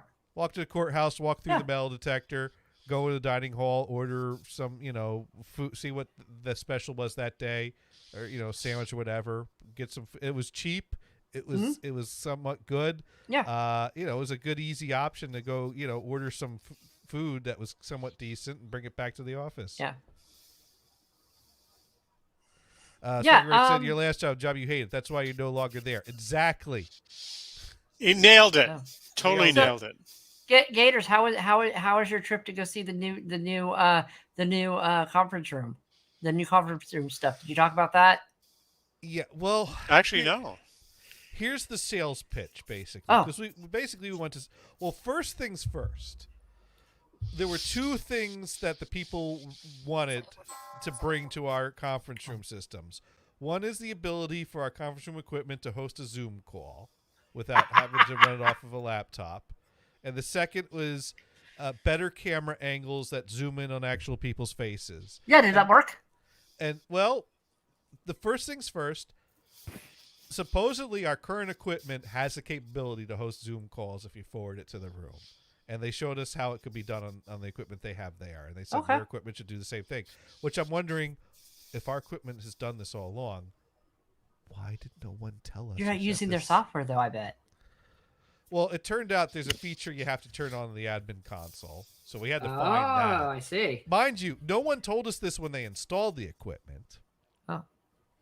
I mean, Did- I Did don't you know turn if on this is... studio mode? Because that's what I always have to do. Well, now they're working on that, and I'm away this week, so I'll find out when next week. The details. Oh, yeah, right next after week. that. So I'm the, sure you'll so the get- people that administrate things have to do it rather than pushing it onto you, Ah, Well, right?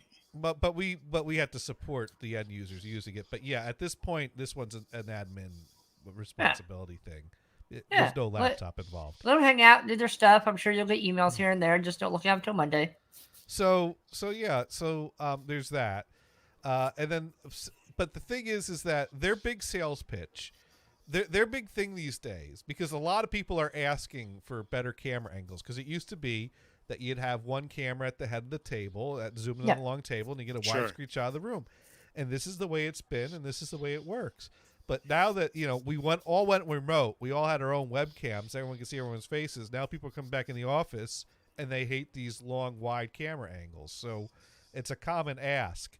And the way people are doing it now is by setting up tables Last Supper style, where you have like 6 to 8 people sitting on one side of the table and a really wide maybe. angle camera on the other side that will actually detect and zero in on the individual faces. So it'll What? zoom on the face. Is it Yeah. going to be like the and- Intel thingies where you talk and it follows you around? And it splits them up into multiple people. It automatically does that.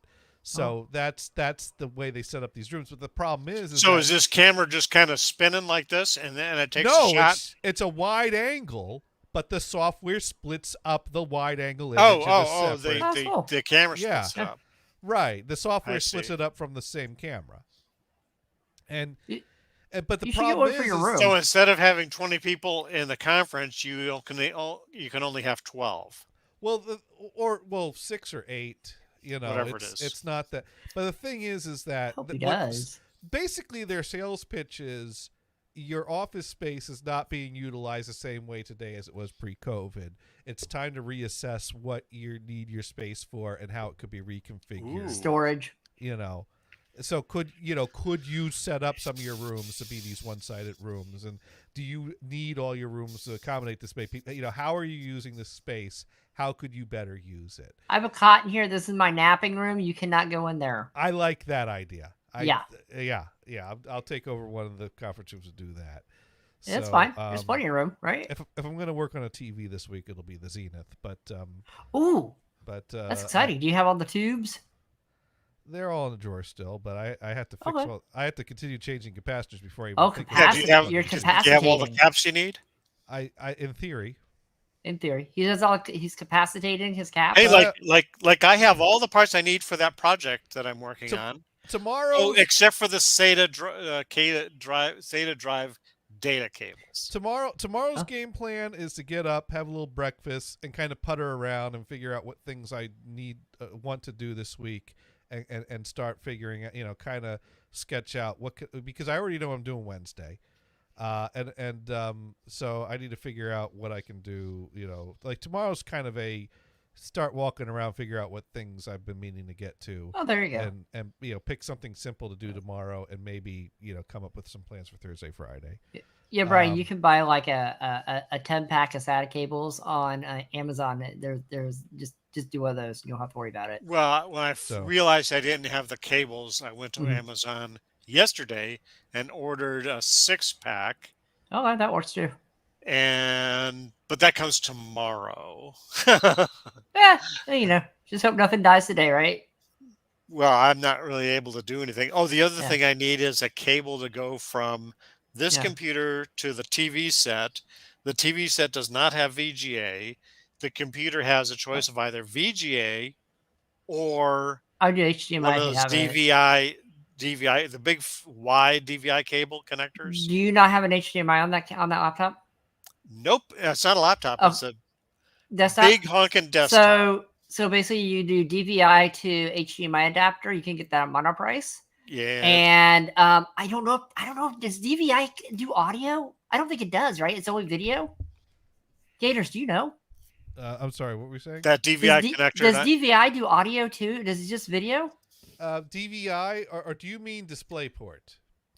that big wide Yeah, he has an DVI old- port on the the computer. big wide white cable. Yeah. They don't do sound. No. They're Okay, video so you're only. gonna have to get a cable that does you can buy them at Monoprice. Just get one that does DVI and on 3.5, and you're gonna have to do it that way probably. Or just plug in some speakers in the computer. Oh, that's right. I don't have speakers in there. Oh, You could buy a cheap video card that has HDMI out.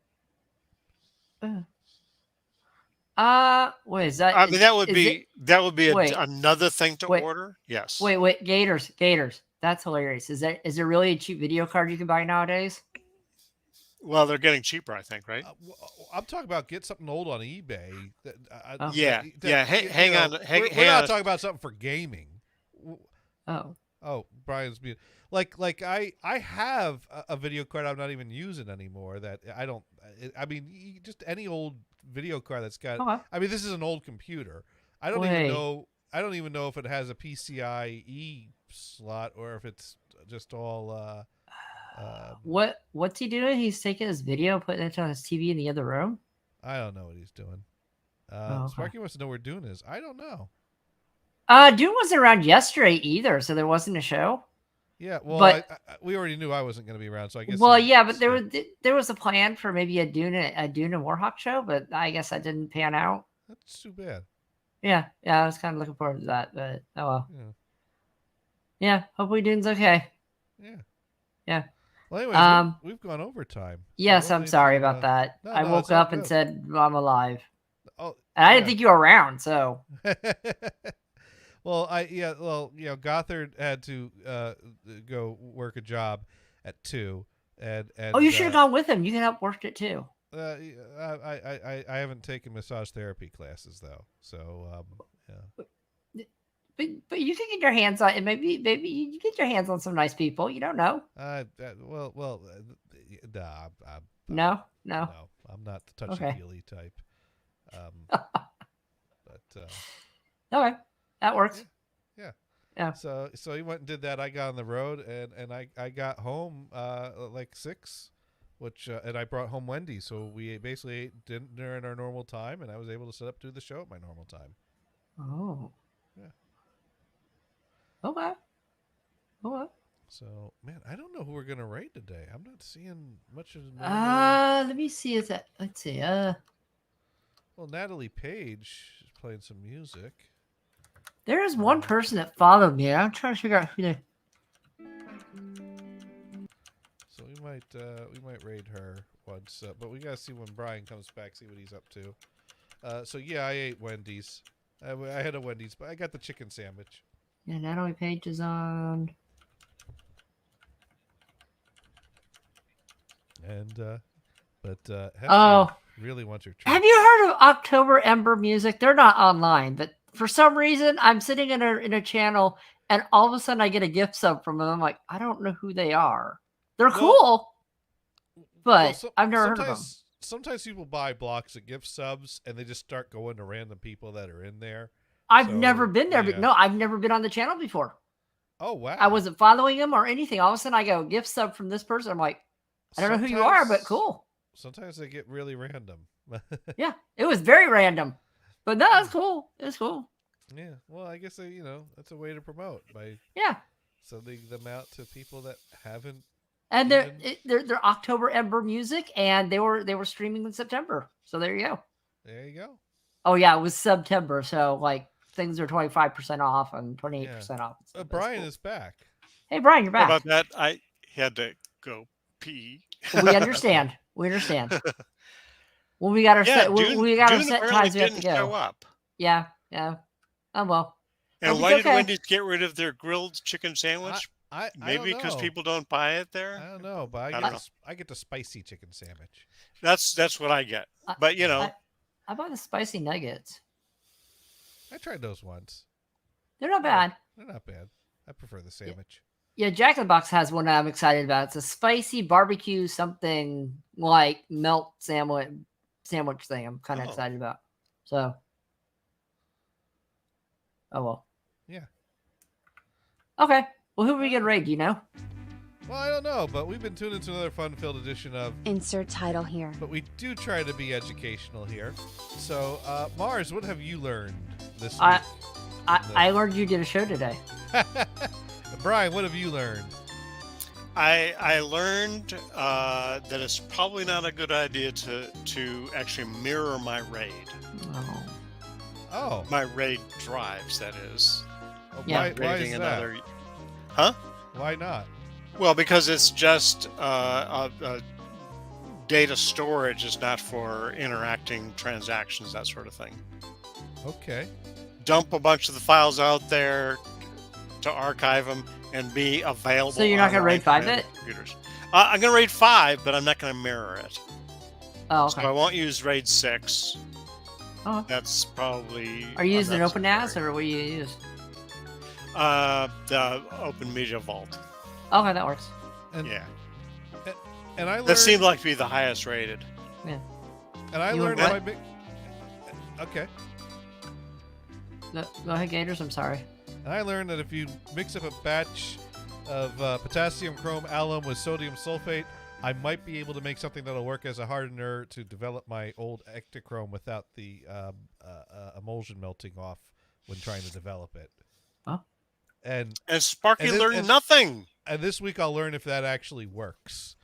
And Sparky learned nothing, and Racer learned that Johnny begged for the D in class. No, that's not how it. No, not That is I something think- I miss. I'm sorry to hear that. Racer, I think that is the Hopefully she- conclusion. Yeah, hopefully she was cute. Yeah. So we're gonna raid the Natalie Page is what we're gonna do. Oh, nice. Yeah. So Yeah. She's fun. Yeah, she is. Absolutely. She has a really good voice too. I really like Natalie's Yeah. voice. Yeah, so we're gonna go over there Good. and Good. so thank Yeah, you for Racer joining does us. win. Racer wins the internet. We'll be back again.